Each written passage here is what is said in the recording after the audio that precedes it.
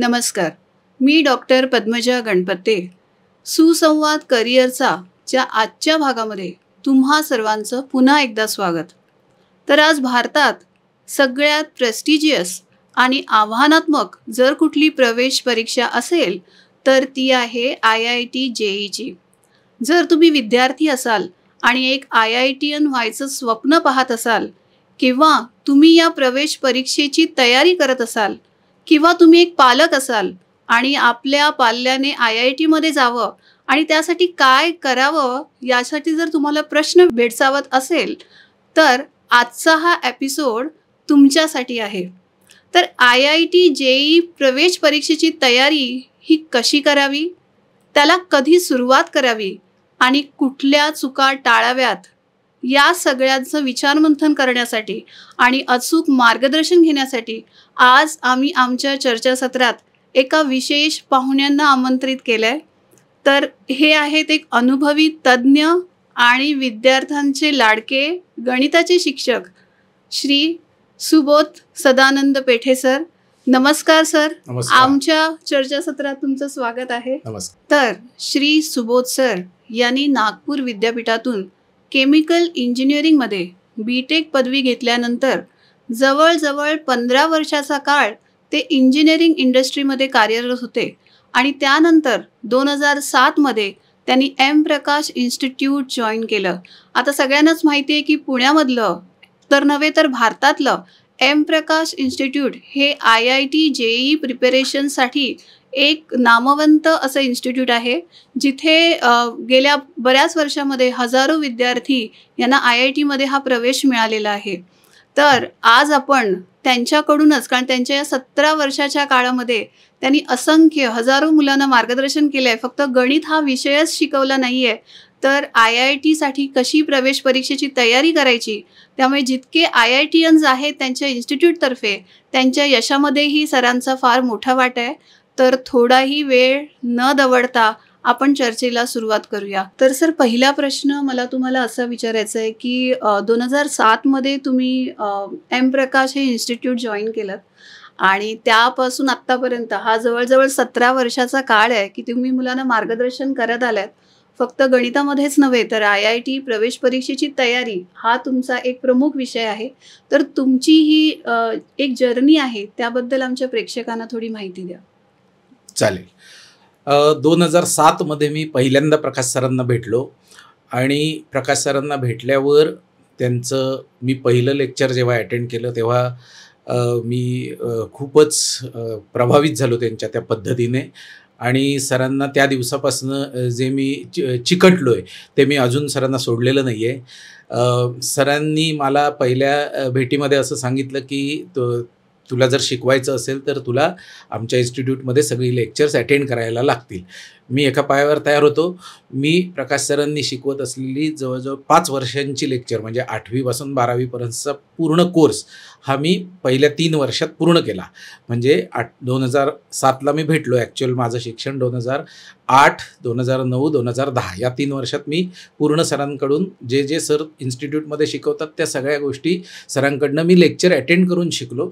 असं नाही की मला त्या सगळ्या लगेच यायला लागल्या, पण सरांनी शिकवलेल्या सगळ्या नोट्स मी मेंटेन केल्या आणि मग मी माझा बरोबरीचा अभ्यास चालू ठेवून मी सरांना नेहमी रिक्वेस्ट करायचो की सर मला एक बॅच शिकवायला द्या, 2 बॅचेस शिकवायला द्या. तर 2008 मध्ये मला प्रकाश सरांनी पहिल्यांदा 8वीची एक बॅच शिकवायला दिली आणि तेव्हापासून मग 8वीची बॅच 9वीमध्ये आणि नंतर 5 वर्ष सर मला 11वीची बॅच शिकवायला देत नव्हते, कारण 11वी 12वीची मुलं ही त्यांच्या करिअर कंप्लीट त्या 11वी आणि 12वी या वर्षांवर अवलंबून असतं. त्यामुळे त्या मुलांना शिकवण्यासाठी एक टाईम बाउंड आणि एक वेगळंच एक्सपर्टी लेवल असलेला टीचर सरांना अपेक्षित असतो. त्यामुळे 5 वर्ष त्यांनी माझ्याकडून भरपूर प्रॉब्लेम सॉल्विंग, बऱ्याच गोष्टींचे कन्सेप्च्युअल, अनेक वेळा मी सरांना कितीही वाजता फोन करून मला अडलेल्या गोष्टी मी विचारत असायचो आणि असं 5 वर्षाचं ट्रेनिंग झाल्यावर 5व्या वर्षी 2012च्या आसपास एंडला त्यांनी मला सांगितले की सोबत पुढच्या वर्षी तू 11वीची एक बॅच घेतोयस आणि तू आता कामाला सुरुवात कर. असं म्हणून मी जवळ 2013 मध्ये 11वीची बॅच शिकवायला सुरुवात केली. तोपर्यंत मी फाउंडेशन 8वी 9वी 10वी गणिताचं शिकवत होतो.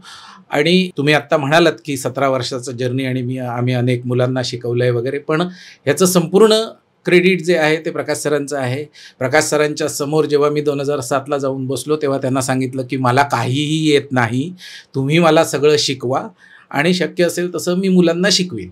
आणि त्यांच्याकडनं त्यांनी कधीही कोणताही गोष्ट राखून ठेवली नाही. त्यांनी दोन्ही हातांनी त्यांनी मला ती संपूर्ण दिली आणि मी दोन्ही हातांनी ती पटापट उचलत गेलो.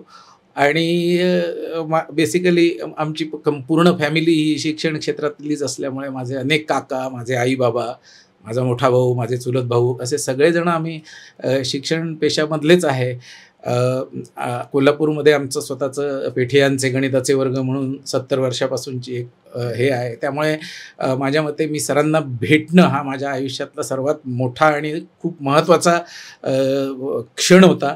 त्याच्यानंतर माझं पूर्ण आयुष्य बदललं आणि सरांबरोबर मला शेजारी बसून जवळजवळ 4 ते 5 वर्ष गणित शिकायला मिळालं. मी मागच्या जन्मी काहीतरी पुण्याई केलेली असणार, त्याशिवाय सगळ्यांना हे शक्य होत नाही. आणि मग सरांनीच दिलेले जे सगळे संस्कार आहेत, मुलांशी कसं बोलावं, मुलांना काय काउन्सिलिंग करावं, अभ्यासाचं महत्त्व, या सगळ्या गोष्टी आम्ही सरांच्याच मार्गदर्शनाखाली पुढे करत आलो आहे आणि सक्सेस होपफुली त्या सगळ्या मुलांसाठी खूप उपयुक्त ठरत आहेत. म्हणजे एक हाडाचा शिक्षक होण्यासाठी काय काय करावं लागतं हे आज तुमच्याकडनं आम्हाला कळलं. हां, म्हणजे मी संपूर्ण म्हटल्याप्रमाणे मी संपूर्ण क्रेडिट प्रकाश सरांना देईन. प्रकाश सर हे वेगळ्या लेवलचेच शिक्षक आहेत. त्यांच्यासारखे शिक्षक फार अगदी कमी आहेत भारतामध्ये. आणि अशा शिक्षकांबरोबर तुम्हाला कंटेंटचं ट्रेनिंग आणि सगळ्या बाकी फिलॉसॉफीचं ट्रेनिंग, म्हणजे तुम्ही एक माणूस म्हणून सुद्धा एक वेगळे माणूस बनत असता अशा वेळेला, तर ती सगळं ट्रेनिंग आम्हाला प्रकाश सरांकडनं मिळाल्यामुळे आता म्हणजे प्रकाश सरांनी अगदी डे टू डे कामामध्ये लक्ष घालायचं 2017मध्ये थांबवलं इन्स्टिट्यूटच्या. पण मग त्याच्यानंतर मी आणि सुनील सर असं आम्ही ही संस्था पुढे न्यायचा प्रयत्न करतोय. सरांच्याच सगळ्या विचारांनी, अर्थात सरांशी कंपॅरिझन होऊ शकत नाही कोणाची, पण कमीत कमी डेव्हिएशन घेऊन, कमीत कमी वेगळ्या गोष्टी करून आणि जितकं शक्य असेल तितकं सरांच्या फिलॉसॉफीला स्टिक राहता येईल असं करून आम्ही ही संस्था चालवायचा प्रयत्न करतोय. आणि hopefully things are falling in place आणि चांगलं चाललं आहे. आणि बेसिकली संस्था मी म्हणेन की ही सगळे शिक्षक लोक, समविचारी शिक्षक लोक आम्ही एकत्र येतो. पण सगळ्यात महत्त्वाचं म्हणजे आमच्यावर विश्वास ठेवून, आमच्या पूर्वीच्या रिझल्टवर विश्वास ठेवून, आमच्या शिकवण्याच्या पद्धतीवर विश्वास ठेवून भारतातून अनेक खूपच हुशार मुलं आमच्याकडे शोधत आम्हाला येतात. आणि एम प्रकाश इन्स्टिट्यूटच्या सक्सेस मागे जर कोणाचं एक कारण सांगा असं जर तुम्ही मला विचारलं तर ती सरांच्या पुण्याईमुळे आमच्याकडे येणारी भारतातली उत्कृष्ट मुलं जी स्वतः चालत येतात. आम्ही कोणत्याही प्रकारचं ॲडव्हर्टायझिंग करत नाही, तरीसुद्धा ती मुलं आमच्यापर्यंत पोचतात. आणि स्टुडंट सेंट्रिक अप्रोच असल्यामुळे मुलासाठी जे योग्य ते सगळं आम्ही करतो. फारच छान माहिती सर. मला असं वाटतं की जेव्हा तुम्ही एखादं काम फार सिन्सिअरली आणि प्रामाणिकपणे करता आणि आपलं 100% देता, तेव्हा नक्कीच आजकालच्या मार्केटिंग आणि ॲडव्हर्टायझिंगची त्याला गरज लागत नाही. तर फारच छान. तर दुसरा प्रश्न सर, महत्त्वाचा प्रश्न आहे. मला असं वाटतं की आत्ता प्रवेश परीक्षेसाठी तयारी करणाऱ्यांची जी संख्या आहे ती उत्तरोत्तर वाढत आहे. आणि त्याचं महत्त्वाचं कारण जर आपण बघितलं, हे वेगवेगळे बोर्ड्स आलेले आहेत, भरपूर प्रकारचे रिसोर्सेस, कोचिंग्स अवेलेबल आहे. त्यामुळे 10th स्टँडर्डमध्ये बहुतांश मुलांना हे 90% जास्त मार्क हल्ली मिळतात. आणि ज्यावेळी असं घडतं त्यावेळी प्रत्येक पालकाला असं वाटत असतं की माझ्या मुलाने IIT मध्ये जावं. बरोबर. तर पण हे फार काळ टिकत नाही. बऱ्याच वेळा मुलं ड्रॉपआउट होतात, काहींना तो अभ्यास कंप्लीट करता येत नाही, काही वेळा इंजिनिअरिंग न करता दुसऱ्याकडेही वळले जातात. तर ज्यावेळी पालकांना हे ठरवायचं असतं की मुलाने IIT साठी प्रवेश परीक्षेची तयारी करावी की नको, तर यासाठी कुठले निकष पालकांनी स्वतः त्याचा विचार करायला हवा असं तुम्हाला वाटतं? अगदी उत्तम प्रश्न विचारलात. तुम्ही म्हणालात ती गोष्ट खरी आहे. अलीकडच्या काळामध्ये 10वीच्या मार्कांवरती आपण पुढे काय करावं असं आपण अंदाज बांधू शकत नाही सध्या. कारण त्यांना मिळालेले 10वीचे जे मार्क आहेत ते खूप फसवे असतात. त्या फसवे अशासाठी की म्हणजे अगदी 25-30 वर्षापूर्वी आम्हाला जेव्हा 10वीचे मार्क मिळायचे त्याच्या कंपॅरिझनमध्ये हे मार्क जर विचार केला तर याच्यामध्ये बेस्ट ऑफ 5, नंतर सिलेबस खूप पातळ झालेला असतो. त्याच्यामध्ये ऑलमोस्ट सगळे पेपर्स, सगळ्या बोर्डांचे सगळे पेपर्स हे कसे क्रॅक करायचे याच्याबद्दल शाळांमध्ये भरपूर मार्गदर्शन केलेलं असतं. त्याच्यानंतर मी तर असं ऐकलं आहे की काही बोर्डाच्या परीक्षांमधले प्रश्न जे असतात ते त्याच टाईपचे, कधी कधी आकडेही न बदलता ते त्यांच्या टेक्स्टबुकमधले प्रश्न असतात. टेक्स्टबुकमध्ये अनेक अवघड थिअरम्स किंवा प्रमेय जर असतील तर ती त्यांच्या सिलेबसमध्ये नसतात, पुस्तकात असतात पण सिलेबसमध्ये नसतात, त्यामुळे ती शाळेत शिकवली जात नाहीत. एकंदरीतच गेल्या 15-20 वर्षामध्ये शालेय शिक्षणाचा दर्जा हा हळूहळू कमी होत चाललेला आहे. म्हणजे जास्तीत जास्त मुलं पास व्हायला हवीत, जास्तीत जास्त मुलं 10वी न मोकळी व्हायला हवीत, हा अप्रोच ठेवलेला असल्यामुळे एकंदरीत जो अभ्यासक्रमाचा दर्जा आहे तो खूपच खालवलेला आहे. व्हेअर ॲज 11वी-12वी IITचा जो प्रवेश परीक्षेचा जो पेपर असतो त्याचा दर्जा उंचावत चाललेला आहे. म्हणजे तिथला सिलेबस जो आहे तो वाढत चाललेला आहे, तिथली डिग्री ऑफ डिफिकल्टी जी असते ती वाढत चाललेली आहे. त्यामुळे 10वी पास झालेल्या मुलांमध्ये आणि जो 11वी-12वी नंतर IITची परीक्षा देणाऱ्या मुलांमध्ये एक प्रचंड गॅप निर्माण झालेली आहे सध्याच्या काळात. आणि त्यामुळे तर तो अभ्यासक्रम अतिशय अवघड 11वी-12वीमध्ये IIT JEEचं शिवधनुष्य उचलायचं ही काही सामान्य मुलांची म्हणजे ही गोष्ट नाही आहे. तिथे 90% 95% मार्क मिळालेला जरी 10वीचा मुलगा असेल 10वीतला तरीसुद्धा तुम्ही निश्चित त्याचं इव्हॅल्युएशन वेगळ्या पद्धतीने केलं पाहिजे आणि मगच ठरवलं पाहिजे की त्याला IIT JEEचा अभ्यास करायला आपण प्रवृत्त करायचा आहे का. आणि हीच गोष्ट आम्ही आमच्या इन्स्टिट्यूटमध्ये अत्यंत काटेकोरपणे पालन करतो. म्हणजे पहिली गोष्ट म्हणजे आम्ही आमची स्वतःची परीक्षा घेतो. अगदी मुलगा पूर्वी बोर्डात पहिला, दुसरा, तिसरा असे नंबर लावायचे, सध्या नंबर लावत नाहीत. पण बोर्डात पहिला आलेला मुलगासुद्धा डायरेक्ट आमच्या इन्स्टिट्यूटमध्ये ॲडमिट होऊ शकत नाही जर त्याने आमची परीक्षा क्रॅक केली नाही तर. आमच्या परीक्षेमध्ये क्वालिफाईंग मार्क्सपेक्षा त्याला जर जास्ती मार्क मिळाले तरच त्याला आमच्याकडे ॲडमिशन मिळू शकते.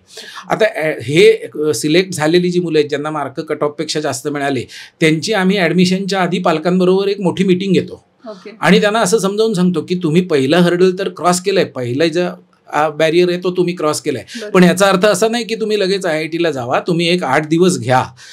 आम्ही संपूर्ण IITच्या प्रिपरेशनमध्ये त्यांना काय काय करायला लागणार आहे याची पूर्ण माहिती देतो. किती अभ्यास करायला लागणार आहे, विषयांची डेप्थ किती आहे, किती तासांची लेक्चर अटेंड करायला लागणार आहेत वगैरे वगैरे सगळी माहिती. म्हणजे थोडं आम्ही त्या मुलांना घाबरवतो असं तुम्ही म्हटलं तरी चालेल.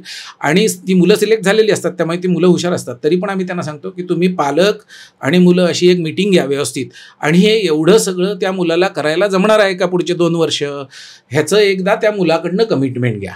जर तो मुलगा ते म्हणाला की नाही मला IITतच जायचं आहे, मला IITची परीक्षाच क्रॅक करायची आहे आणि मी हे सगळं करायला तयार आहे तर आणि तरच तुम्ही आमच्याकडे ॲडमिशन घ्या, नाहीतर तुम्ही ॲडमिशन घेऊ नका. म्हणजे फार कमी संस्था आपल्या भारतात अशा असतील की जे आपल्याकडे ॲडमिशन घेऊ इच्छिणाऱ्या स्टुडंट्स किंवा पालकांना सांगत असतील की तुम्ही आमच्याकडे ॲडमिशन घेऊ नका, तुमची ही जर कंडिशन सॅटिस्फाय होत नसेल तर तुम्ही आमच्याकडे ॲडमिशन घेऊ नका. ते होणार नाही काम. त्यामुळे ते इव्हॅल्युएशन म्हणजे एकतर आता आमच्याकडे येत असेल तर आमची सिलेक्शन टेस्ट किंवा तो कुठच्याही दुसऱ्या इन्स्टिट्यूटमध्ये जात असेल तरीसुद्धा एक वेगळं सेपरेट थर्ड पार्टी इव्हॅल्युएशन ज्याला आपण म्हणतो तशा पद्धतीचं इव्हॅल्युएशन त्या मुलाचं झालेलं असलं पाहिजे. केवळ त्याला 95% 97% मार्क मिळालेले आहेत म्हणून त्याने IITचा अभ्यास अंगावर घ्यायचा असं बरोबर नाही. त्याच्यानंतर ती मुलं आमच्याकडे आल्यानंतर आम्ही त्या मुलांना एकत्र करून संपूर्ण 2 वर्ष तुम्ही काय करायचं आहे, कसं करायचं आहे याचा आम्ही एक कॉमन मीटिंग घेतो. पहिल्यांदा 120 मुलं आणि त्यांचे पालक अशी एक कॉमन मीटिंग घेऊन त्यांना पुढच्या 2 वर्षात तुमच्यासमोर काय आहे हे आम्ही संपूर्णपणे समजावून सांगतो. आत्ता सध्याच्या काळामध्ये IIT JEE ॲडव्हान्सची जी परीक्षा आहे ती फक्त तुम्ही हुशार आहात म्हणून क्रॅक करू शकत नाही. पूर्वी 30-35 वर्षांपूर्वी अशी परिस्थिती होती की खूप हुशार मुलं जी असायची ती IITची परीक्षा आपण क्रॅक करायची त्यांच्या बुद्धिमत्तेवर, कारण ते long answer type question paper वगैरे अशा टाईपची होती. पण सध्याची जी परीक्षा आहे आणि सध्याचा जो पोर्शन आहे आणि जो डेप्थ आहे विषयांची ती मुलं भरपूर अभ्यास केल्याशिवाय कितीही हुशार मुलगा असला तरीसुद्धा IITची परीक्षेमध्ये चांगलं परफॉर्मन्स देऊ शकत नाही. त्यामुळे ज्या मुलाची हार्डवर्क करण्याची क्षमता आहे, ज्या मुलाला फिजिक्स केमिस्ट्री मॅथ्स मनापासून आवडतं आहे आणि त्याची भरपूर अभ्यास करायची तयारी, अशाच मुलाने IIT JEEला ॲडमिशन घ्यायला हवी. नाहीतर पहिले 2 ते 3 महिने ती मुलं त्या क्लासमध्ये जातात, लाखो रुपये फी भरलेली असते. 3 महिन्यानंतर त्या मुलांच्या आणि पालकांच्या लक्षात येतं की हे काय आपल्याला जमणार नाहीये. मग ती फी पण वाया जाते, मुलगा पण तो त्याचं मनोधैर्य खचतं वगैरे, अशा अनेक प्रॉब्लेम्सना सामोरं जावं लागतं. त्यामुळे आमच्या इन्स्टिट्यूटमध्ये आम्ही कमी मुलं घेतो, पण प्रत्येक मुलगा व्यवस्थित टेस्ट करून घेतो. नॉट दॅट की ते सगळं चांगलं करतात इव्हेंच्युअली, कारण मी म्हटलं तसं हे खूप अवघड शिवधनुष्य आहे. दररोज 12 तासाप्रमाणे सलग 2 वर्ष अभ्यास करणं ही काही सोपी गोष्ट नाही आहे. पण त्यातले 50% जास्त मुलं आम्ही जसं सांगतो त्यांना ते करतात आणि ते IITत जातात. आणि फक्त IITतच जातात असं नाही, तर IITत गेल्यानंतर सुद्धा आमच्या इन्स्टिट्यूटची एक वेगळी ओळख ते तिथे निर्माण करतात. IITतनं बाहेर पडल्यानंतर आत्ता गेल्या अनेक वर्षातल्या मुलांचं जे काही काम आहे ते आपण बघितल्यावर त्यांनी 8वी 9वी 10वी 11वी 12वी आमच्याकडे जर 5 वर्ष अभ्यास केलेला असेल तर तो मुलगा हा इतर सगळ्या मुलांपेक्षा वेगळा असतो. फारच सुंदर माहिती सर. मला वाटतं हे एक आय ओपनर आन्सर आहे पेरेंट्ससाठी, जे असा विचार करतात की 95% मिळाले तर IITian नक्की होऊ शकतो.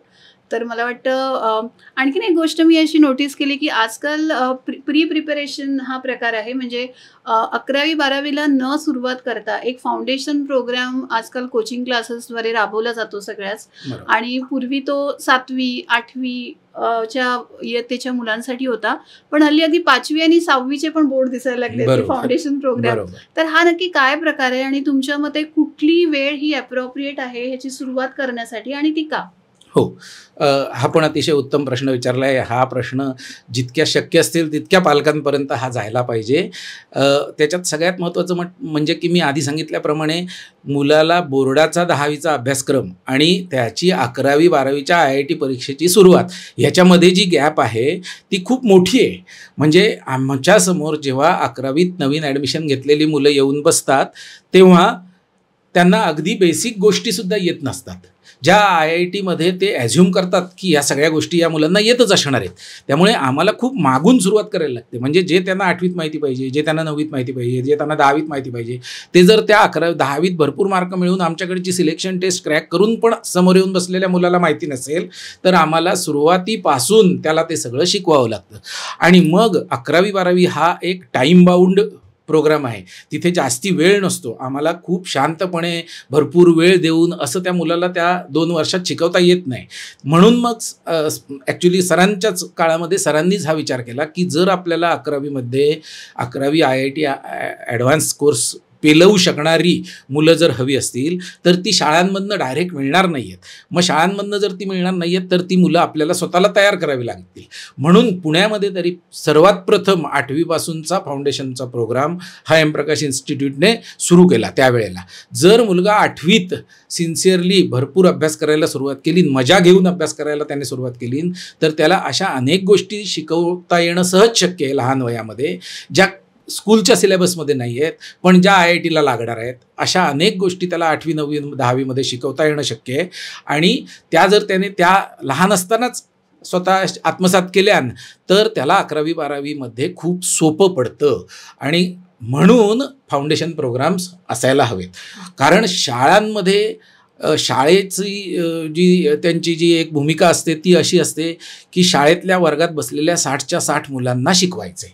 त्या 60 मुलांमध्ये 10 मुलं खूप हुशार, जवळजवळ 40 मुलं मध्यम आणि काही मुलं तर अभ्यासाशी कदाचित त्यांना तेवढं आवड नसेल अशा टाईपची असतात. पण त्या वर्ग शिक्षकाला त्या 60 जणांना बरोबर घेऊन जायचं असतं. त्यामुळे ते जे सगळे शाळेचे कोर्सेस डिझाईन केलेले आहेत किंवा पुस्तकं डिझाईन केलेली आहेत ती सगळी माससाठी आहेत, भरपूर मुलांसाठी आहेत, हेट्रोजिनियस मुलांसाठी आहेत. पण जर IITत जायचं असेल तर मुलगा अभ्यासात मी म्हटलं तसं त्याला आवड असायला हवी, त्याला सायन्स विषयाची आवड असायला हवी. आणि अशी मुलं जर आपण आधी हेरली आणि तर जर त्यांच्याकडे वेळ जी अवेलेबल असते 8वी 9वी 10वीमध्ये त्याच्यात त्यांना एक्स्ट्रा गोष्टी शिकवल्या आणि त्यांची आवड अजून जास्ती वाढेल कशी याच्याकडे जर लक्ष दिलं तर त्या फाउंडेशन कोर्सेसचा त्या मुलाला खूप फायदा होतो. 11वी 12वीमध्ये तो मुलगा खूप रिलॅक्स राहतो, त्या गोष्टी तो पटापट आत्मसात करतो. आणि म्हणून हळूहळू खाली खाली येत आता आमच्या इन्स्टिट्यूटमध्ये आम्ही अनेक वर्ष 8वीपासून फाउंडेशन सुरू करायचो, पण गेले 2 वर्ष आम्ही कोविड नंतर इस्पेशली आम्हाला असं वाटायला लागलं की आमच्या 8वीच्या फाउंडेशन प्रोग्राममध्ये जी मुलं येत आहेत त्यांच्यासाठी असणारं प्रिरिक्विजिट पण त्या मुलांकडे नाही आहे. म्हणजे फ्रॅक्शनची 1/2 + 1/3 ही बेरीज सुद्धा 7वी पास झालेल्या मुलाला जर करता येत नसेल तर मग खूप काळजी करण्यासारखी परिस्थिती आहे. म्हणून मग आम्ही 7वीचा 1 वर्षाचा प्री फाउंडेशन प्रोग्राम म्हणून आता गेले 2 वर्ष राबवतोय, ज्याच्यामध्ये आम्ही 8वीत एंट्री घेणाऱ्या मुलाला मॅथ्समधल्या कोणत्या कोणत्या गोष्टी निश्चित माहिती पाहिजे, त्यांची एक भरपूर प्रॅक्टिस आणि भरपूर त्याचं कन्सेप्च्युअल अंडरस्टँडिंग असा आमचा तो आठवड्यातनं 2 दिवसांचा असा एक प्री फाउंडेशन म्हणून प्रोग्राम आहे. ते एक सेपरेट युनिट आहे. म्हणजे प्री फाउंडेशन केलं म्हटल्यावर फाउंडेशन आणि IIT करायलाच पाहिजे वगैरे असं काही नाही आहे. प्री फाउंडेशन करून मुलगा इतर गोष्टी करू शकतो. म्हणजे फक्त 1 वर्षाचा तो कोर्स आहे. पण त्या कोर्स डिझाईन करताना आम्हाला जेवढा अंदाज नव्हता त्याच्यापेक्षा कितीतरी जास्त सक्सेसफुल तो कोर्स झाला. कारण अनेक मुलांचे शाळेतले मार्क खूप वाढायला लागले. त्यांना अगदी 10वीपर्यंत पुरणारे सगळे कन्सेप्ट त्याचे 7वीपर्यंत व्हायला लागले. त्यामुळे तो 7वीचा प्री फाउंडेशन प्रोग्राम. आणि दुसरं म्हणजे या फाउंडेशन प्रोग्रामचं महत्त्व असं आहे की एखादा मुलगा 11वीत गेल्यानंतर पहिले 3 वर्ष IIT JEEचा त्याने अभ्यासक्रम सुरू केल्यानंतर एखाद्या इन्स्टिट्यूटमध्ये लाखो रुपये फी भरलेली आहे. कधी कधी पालक रिलोकेट होतात मुलांसाठी. हे सगळं केल्यानंतर 3 महिन्यानंतर जर तुमच्या लक्षात आलं की अरे हे चुकलंय आपलं, एवढा अवघड कोर्स आपल्या मुलाला जमणार नाही आहे, तर खूप जास्ती नुकसान आहे. जर तुम्ही फाउंडेशन केलं 8वी 9वी 10वीचा प्रोग्राम केलात तर कदाचित 8वीतच तुमच्या लक्षात येईल की आपला मुलगा बाबा सायन्स साईडचा नाही आहे, त्याला फार अभ्यास करायला आवडत नाही. किंवा उलट तो कदाचित तिथून जो काही तो ग्रीप घेईल तो अदरवाईज नॉर्मल मेथडमध्ये तो जर ज्या पद्धतीने पोचला असता त्याच्यापेक्षा कितीतरी माहिती घेतो. अशी कितीतरी उदाहरणं आम्ही बघितलेली आहेत की 8वीत सहज घ्यायची ॲडमिशन म्हणून घेतली, पण त्यांना तो कोर्स आवडायला लागल्यापासून, त्यांनी अभ्यास करायला सुरुवात केल्यापासून ते जिथे होते त्याच्यापेक्षा कितीतरी पटीने ते पुढे गेले. त्यामुळे खूप आधी सुरुवात करायला हवी. जर जसं असतं की आपल्याला एखादा बॅडमिंटन खेळाडू तयार करायचा आहे किंवा टेनिस खेळाडू तयार किंवा एखादा म्युझिक वाजवणारा तयार करायचा आहे, जर त्यांचे गुण आपण जितक्या लवकर आपण ओळखू की हा बाबा ह्याला बॅडमिंटनमध्ये गती आहे, हा वेगळ्या प्रकारे खेळतोय इतका लहान असून सुद्धा, मग त्याला जसं आपण त्याचं ॲडव्हान्स ट्रेनिंगसाठी वेगवेगळ्या ॲडव्हान्स कोचेसकडे द्यायला सुरुवात करतो, तशी आमची संस्था आहे. शिक्षणामध्ये फिजिक्स केमिस्ट्री मॅथ्समध्ये सायन्समध्ये जर एक थोडं टॅलेंट मुलगा दाखवत असेल, इंटरेस्ट जास्ती दाखवत असेल, तर त्यांनी एका स्पेशलाइज ट्रेनरकडे त्यांना पाठवायला पाहिजे. आणि त्या पद्धतीचं काम आम्ही करतो. त्यामुळे आम्ही भरपूर मुलं घेत नाही. आम्ही सिलेक्ट करून ज्या मुलांना त्याच्यामध्ये इंटरेस्ट आहे अशाच मुलांना आम्ही घेतो आणि त्यांच्यावर आम्ही भरपूर प्रेम करतो आणि त्यांना भरपूर गोष्टी शिकवतो. तर हे पालकांसाठी एक अचूक मार्गदर्शन ठरणार आहे, कारण हा फार महत्त्वाचा प्रश्न होता असं मला वाटतं. आणि पालकांना आता निश्चितपणे एक निर्णय घेता येईल. एखाद्या फाउंडेशन प्रोग्रामला टाकून 8वी 9वी मध्ये पाहता येईल की काय पोटेन्शियल आहे मुलाचं, आणि ते त्या अचूक म्हणजे जे शिक्षक आहेत त्याच्यासाठी राईट त्यांच्याबरोबर कन्सल्टेशन करून काउन्सिलिंग करून घेऊनच मग त्यांनी पुढे जावं, तरच ते यशस्वीरित्या पुढे जाऊन पार पडेल. फारच सुंदर माहिती सर. तर पुढचा एक प्रश्न मला असं विचारायचा आहे की कोचिंग क्लास निवडताना, जसं तुम्ही पण सांगितलं की तुमचा इंटेक हा लिमिटेड आहे, पण अशी भरपूर मुलं आहेत महाराष्ट्रात, पुण्यात आणि भारतामध्ये की ज्यांना राईट कोचिंगची आवश्यकता आहे. तर कुठले निकष कोचिंग क्लास निवडताना त्यांनी पाहावेत? बरोबर, अतिशय उत्तम प्रश्न आहे हा. आता मी एम प्रकाश इन्स्टिट्यूटला बिलॉंग करतो किंवा आम्ही ती संस्था चालवतो, म्हणून एम प्रकाश इन्स्टिट्यूट जे करतं तेच सगळ्यात बरोबर असं मी घेणार नाही. तर मी या प्रश्नाचं उत्तर न्यूट्रल पद्धतीने देईन. पालकांसाठी काय योग्य त्या पद्धतीने देईन. कदाचित त्यातल्या काही मुद्द्यांमध्ये आम्ही सुद्धा फिट बसणार नाही, तर दॅट इज फाईन. तर सर्वात महत्त्वाचा मुद्दा म्हणजे तुम्ही कोणतीही संस्था मुलाच्या 11वी 12वीच्या कोचिंगसाठी सिलेक्ट करत असताना तुम्ही सगळ्यात पहिल्यांदा असं बघितलं पाहिजे की त्या संस्थेची बॅकग्राऊंड काय आहे, त्या संस्थेमध्ये शिकवणाऱ्या शिक्षकांची बॅकग्राऊंड काय आहे, त्यांचं एज्युकेशनच्या प्रती काय ॲप्रोच आहे. कारण सध्या कोचिंग इन्स्टिट्यूट म्हणजे शिकवायला सुरुवात करणं हा सगळ्यात कमी इन्व्हेस्टमेंटचा आणि भरपूर पैसे देणारा असा एक बिझनेस आहे. त्यामुळे आणि तो असायला काही हरकत नाही आहे, म्हणजे काही प्रॉब्लेम काही नाही त्याच्यात. पण ज्या गोष्टीसाठी आपण एखादी संस्था चालू करतो ती गोष्ट टॉप प्रायोरिटीला राहायला हवी आणि बाकीच्या गोष्टी ह्या सेकंडरी व्हायला हव्यात. त्यामुळे पालकांनी कोणतीही संस्था निवडत असताना मी एक 4-5 मुद्दे सांगतो, त्या गोष्टी निश्चित जरूर बघितल्या पाहिजेत. पहिली गोष्ट म्हणजे मोठी ॲडव्हर्टाइजमेंट देणारी किंवा ॲडव्हर्टायझिंग करणारी संस्था हीच चांगली संस्था असेल असं काही गृहीत धरायचं कारण नाही. कारण पोस्टर बॉईज हे खूप कमी असतात. पोस्टर्स किंवा त्या ॲडव्हर्टायझिंगमध्ये चमकणाऱ्या विद्यार्थ्यांचे जे फोटो असतात ते एनिवे मुलं हुशारच असतात. ती एक्स संस्थेत गेली किंवा वाय संस्थेत गेली म्हणून फार फरक पडणार नसतो. त्यामुळे अशा प्रकारच्या ॲडव्हर्टायझिंगना बळी पडून एखाद्या शिक्षण संस्थेमध्ये तुम्ही मुलाला जर घातलं तर कदाचित तुमची फसवणूक होऊ शकते. त्यामुळे तुम्ही फक्त ॲडव्हर्टाइजमेंट आणि त्याची साईज आणि मग त्यांचे रिझल्ट्स, मग पहिल्या 100 मुलांमध्ये त्यांचे किती किंवा पहिल्या 1000मध्ये किती एवढंच न बघता इतर अनेक गोष्टी पण बघायला पाहिजेत. त्या बघायला हरकत नाहीत, पण प्रत्येक मुलगा काय अगदी पहिल्या 100मध्ये जाऊन, आपला मुलगा काय पहिल्या 100मध्ये जाऊन बसणारा कदाचित नसेल. त्यामुळे ती माहिती जी ॲडव्हर्टाइजमेंटमध्ये असते ती कदाचित आपल्याला उपयोगी नसेल. दुसरं, वर्गामध्ये तुमच्या मुलाबरोबर बसणारे किती विद्यार्थी असणार आहेत? 60 असणार आहेत, 40 असणार आहेत, 100 असणार आहेत, 200 असणार आहेत. ह्याला अत्यंत महत्त्व आहे, फार महत्त्व आहे. कारण जर एक शिक्षक 40 मुलांना शिकवत असेल आणि एक शिक्षक 80 मुलांना शिकवत असेल तर त्याच्या शिकवण्याच्या पद्धतीमध्ये जमीन आसमानचा फरक असतो. तो शिक्षक त्याला दिलेलं काम कंप्लीट करून त्याचा 2 तासाचा पिरियड जर असेल तर तो मोकळा होणार. त्या शिक्षकाला आपण शिकवत असलेलं 80 मुलांना समजलं आहे की नाही ह्याच्यामध्ये फार इंटरेस्ट राहणार नाही आहे, कारण त्याला तेवढा वेळ पण नसणार आहे. 80 मुलांबरोबर संवाद साधणं 2 तासामध्ये आणि प्लस सगळं कंटेंट शिकवणं हे शक्य नाही आहे. त्यामुळे तो रेशो किती आहे हा तुम्ही चेक केला पाहिजे. तो रेशोची कमिटमेंट तुम्ही त्या क्लास ओनर जो आहे त्यांच्याकडनं घ्यायला पाहिजे. जर तो रेशो म्हणजे आता आम्ही 40 मुलं घेतो म्हणून तो एक शिक्षक आणि 40 असा रेशो बरोबर नाही, पण आम्हाला 40च्या 40 मुलांची नावं माहिती असतात. एक 2-3 महिन्याच्या ट्रेनिंग नंतर आम्ही त्या मुलाच्या चेहऱ्यावर बघून सांगू शकतो की तो मुलगा अभ्यास करतोय की तो अभ्यास करत नाही आहे, तो कंटाळला आहे की त्याला समजत नाही आहे. अशा अनेक इतर गोष्टी ज्या अभ्यासाव्यतिरिक्त त्या मुलाला सपोर्ट करण्यासाठी लागतात त्या 1-on-1 आमच्याकडे अवेलेबल असतात. तो मुलगा कधीही शिक्षकाशी अप्रोचेबल असतो. शिक्षक त्याची फक्त टेक्निकल डिफिकल्टी सॉल्व्ह करतो असं नाही, तर त्याला इमोशनल सपोर्ट किंवा आईबाबां हे एक वेगळं डिपार्टमेंट आहे, त्याच्याबद्दल आपण नंतर बोलूया. त्यांच्याशी कसं वागायचं, काय करायचं, या सगळ्या गोष्टींचा सल्ला तो शिक्षक, फक्त टीचर नाही तर तो एक काउन्सिलर असतो. आणि IIT ॲडव्हान्सची तयारी हा फक्त फिजिक्स, केमिस्ट्री, मॅथ्स आणि प्रॉब्लेम सॉल्व्हिंग हा एवढा सोपा आणि छोटा विषय नाही आहे, तर त्याच्याबरोबर अनेक इतर इमोशनल गोष्टी कनेक्टेड असतात. मुलाचं परीक्षेतलं टेम्परामेंट काय आहे, तो किती शांतपणे विचार करू शकतो, तो किती अभ्यास करू शकतो, अशा अनेक गोष्टी असतात त्याच्यामध्ये. तर त्या सगळ्या गोष्टी त्या शिक्षकाची जबाबदारी आहे की त्या सगळ्या गोष्टींची रिलेटेड जर मुलाला काही डाऊट, शंका असेल तर तो, त्यामुळे जर रेशो खूप जास्त असेल तर तो शिक्षक एवढ्या मुलांचं सगळ्या गोष्टी लक्षात ठेवू शकत नाही. त्यामुळे शिक्षक आणि विद्यार्थी हा रेशो प्रत्येक पालकाने बघणं अत्यंत आवश्यक आहे. तिसरी महत्त्वाची गोष्ट म्हणजे जे शिकवणारा शिक्षक आहे तो पूर्ण 2 वर्ष तो शिक्षक, मी आता मॅथ्स शिकवतो तर मी 11वी आणि 12वी पूर्ण एक बॅच घेतली की त्या सगळ्या मुलांना मी 11वीत पहिल्या दिवसापासून 12वीच्या शेवटच्या लेक्चरपर्यंत मीच शिकवतो. त्याचा फायदा असा होतो की जेव्हा निरनिराळ्या टॉपिकची कनेक्शन्स असलेली जेव्हा गणितं येतात तेव्हा त्यांना मीच शिकवलेलं असल्यामुळे ते सोपं जातं सगळं. पण जर डिफरन्शियल कॅल्क्युलस, इंटिग्रल कॅल्क्युलस शिकवायला एक शिक्षक, इतर अल्जेब्रा शिकवायला दुसरा शिक्षक, किंवा केमिस्ट्रीमध्ये ऑर्गॅनिक शिकवायला वेगळा, इनऑर्गॅनिक शिकवायला वेगळा, फिजिकल शिकवायला वेगळा, अशा पद्धतीचे जर वेगवेगळे शिक्षक 2 वर्षांमध्ये मुलांसमोर येत गेले तर जो एक इमोशनल बॉन्ड असायला लागतो मुलगा आणि शिक्षक, मुलं आणि शिक्षकांमध्ये, तो एस्टॅब्लिश होणं शक्य नाही.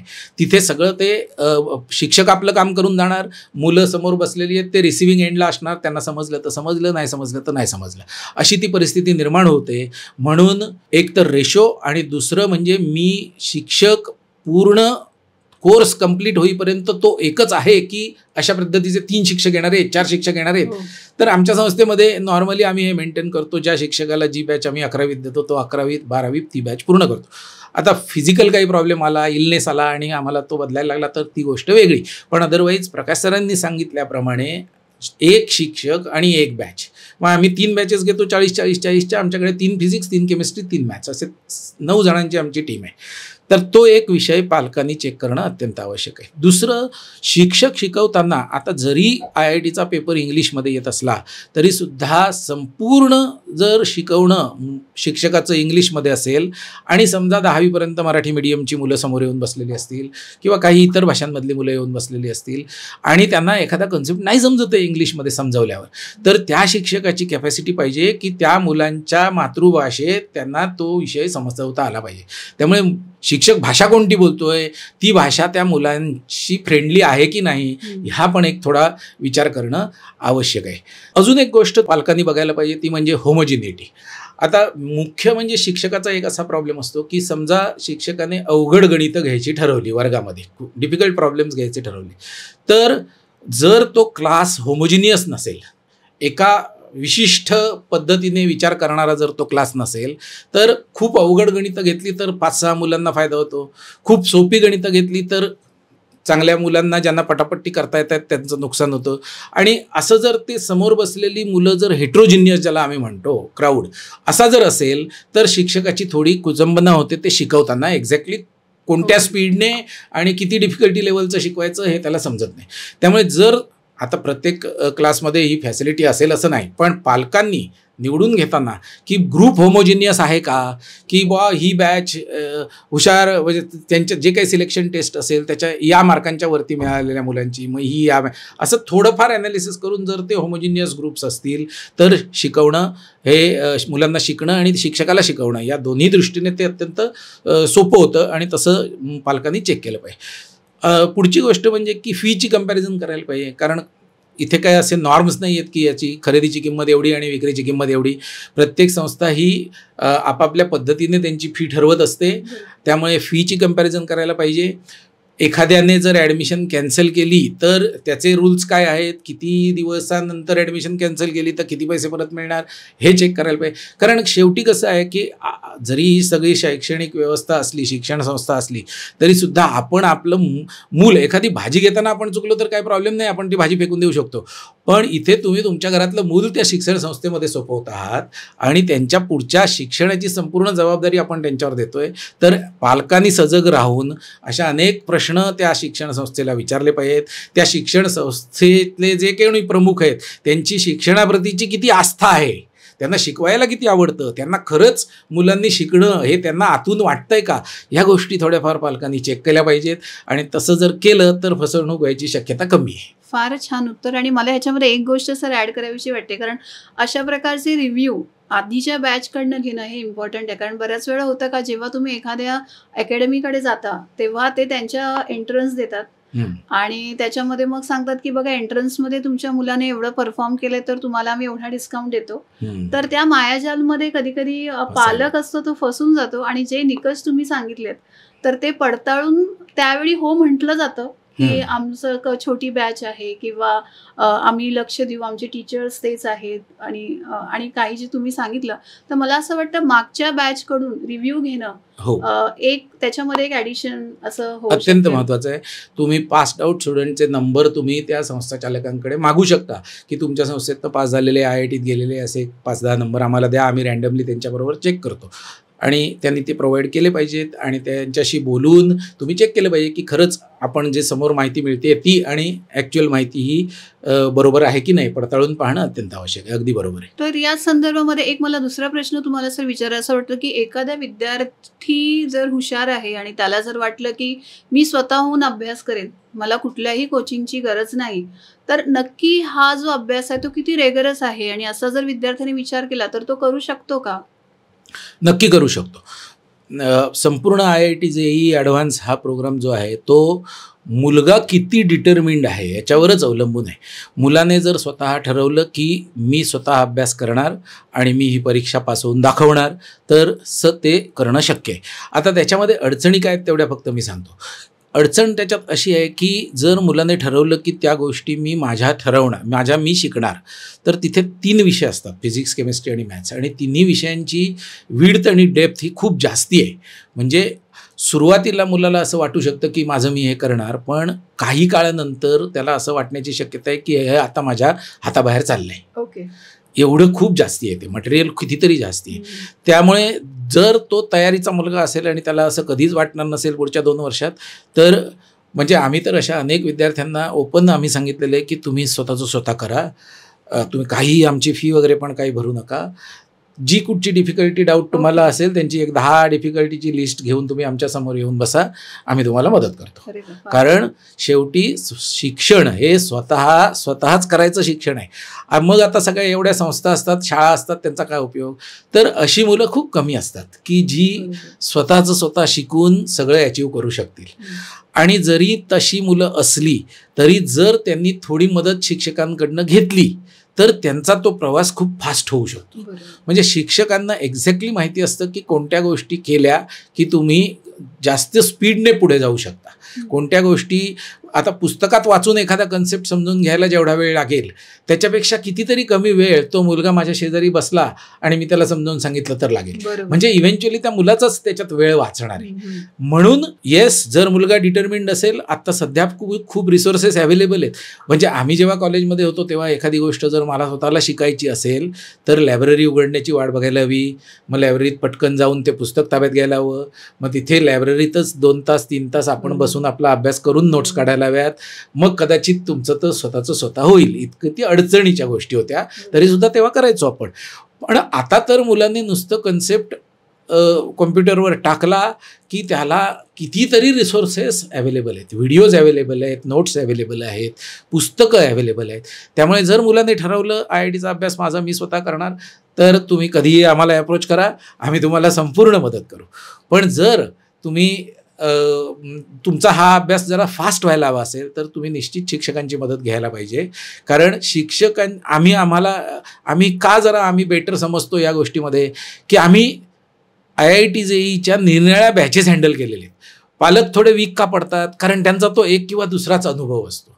आम्हाला 11वी 12वीच्या अनेक बॅचेस आम्ही शिकवल्या असल्यामुळे तुमच्या मुलासारखा मुलगा आम्ही पूर्वी हँडल केलेला असतोच आमच्या अनुभवामध्ये. त्यामुळे त्याला येणारे प्रॉब्लेम्स आम्हाला माहिती असतात, त्याच्यावर काय उत्तरं दिली की त्याची काय सोल्युशन्स असतात हे पण आम्हाला माहिती असतं. त्यामुळे शिक्षकामुळे त्या मुलाचा जो प्रवास आहे तो थोडा फास्ट होण्याची शक्यता आहे. कन्सेप्च्युअल क्लॅरिटी कितीतरी फास्ट आणि एकदम क्लिअर अशी होण्याची शक्यता आहे. म्हणून त्यांनी कोचिंग घ्यायला पाहिजे.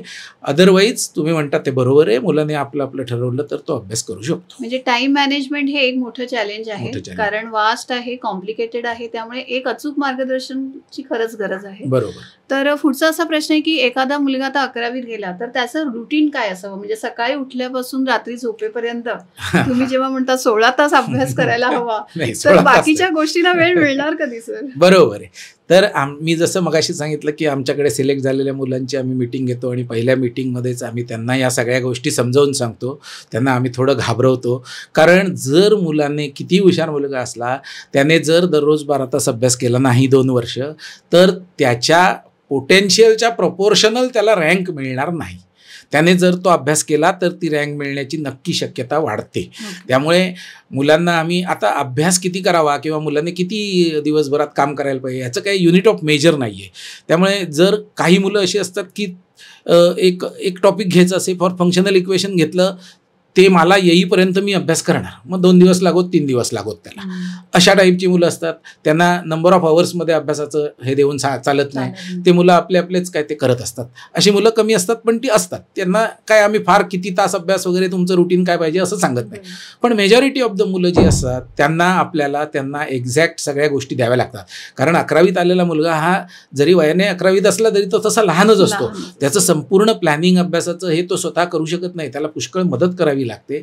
तर अशा मुलांना आम्ही पहिल्या काही दिवसांमध्ये तुमचं रुटीन काय पाहिजे, तुम्ही आमच्याकडे 5 तास लेक्चर अटेंड केल्यावर उरलेला जो काही दिवसभराचा वेळ आहे त्याच्यात तुम्ही कमीत कमी 7 तास अभ्यास कसा केला पाहिजे, त्या 7 तासांमध्ये तुम्ही कसा ब्रेकअप केला पाहिजे अभ्यासाच्या वेगवेगळ्या पद्धती तुम्ही कशा अवलंबल्या पाहिजेत जेणेकरून तुम्हाला कंटाळा येणार नाही वगैरे वगैरे. तर आम्ही जनरली जो रुटीन मुलांना सांगतो मी त्याच्यामध्ये असं की त्यांनी जितक्या शक्य लवकर उठावं, म्हणजे अगदी 4 वाजता उठावं दररोज असं मी त्यांना इन्सिस्ट करतो. म्हणजे ही मुलं 4:30-5 पर्यंत तरी उठतील. त्यांनी 4:30ला अभ्यास करायला सुरुवात केल्यावर पहिला 1.5 तास 4:30 ते 6 असा त्यांनी अभ्यास करणं आवश्यक आहे. 6 नंतर आता मी आमच्या इन्स्टिट्यूटच्या मुलांसाठी सांगतो त्यामुळे त्यांचं रुटीन मी तुम्हाला सांगतो. आमचं पहिलं लेक्चर 7 वाजता सुरू होतं. त्यामुळे त्यांनी 6 ते 7 आपली तयारी करून लेक्चरला 7 वाजता यायचं. 12:30 वाजता आमचं लेक्चर संपतं. म्हणजे त्यांचा 5 तास आणि सकाळी उठल्यावर 1.5 तास असा 6.5 तासांचा अभ्यास ऑलरेडी झालेला आहे. एकदा का तो मुलगा आमचं इन्स्टिट्यूट संपल्यावर घरी पोहोचला की जेवून 2:30 वाजता परत जर तो बसला अभ्यासाला तर त्याने सलग 3 तास अभ्यास करायचा आहे जाग्यावरून न उठता. त्याचं महत्त्व असं आहे की त्यांना इव्हेंच्युअली ज्या परीक्षा द्यायच्या आहेत त्या सलग 3 तासाच्या परीक्षांचे 2 पेपर त्यांना ॲडव्हान्समध्ये द्यावे लागतात. जर त्या मुलाला दर 15 मिनिटांनी अर्ध्या तासांनी उठून काहीतरी इकडे तिकडे जाऊन पाणी पिऊन टॉयलेटला जाऊन असं जाऊन येऊन याची अभ्यास करायची जर सवय असेल तर तो मुलगा ते 3-3 तासाचे 2 पेपर लिहू शकत नाही आणि भरपूर वेळ त्याचा वाया जातो. त्यामुळे त्या परीक्षेच्या दृष्टीने ज्या ज्या गोष्टी करायला हव्यात त्या मुलांमध्ये आम्ही पहिल्यापासून सांगायला सुरुवात करतो. 2:30 ते 5:30 11वीत असताना 2:30 ते 5:30 सलग 3 तासाचं एक रुटीन तर मुलाचं झालंच पाहिजे. त्याच्यानंतर मग 5:30ला त्यांनी एक्सरसाइज करावे, थोडं रिक्रिएशन करावं, कुठे मित्रांना भेटायचं असेल तर भेटावं, TV बघायचा असेल तर बघावा, इतर गोष्टी कराव्यात जेणेकरून शीण कमी होईल.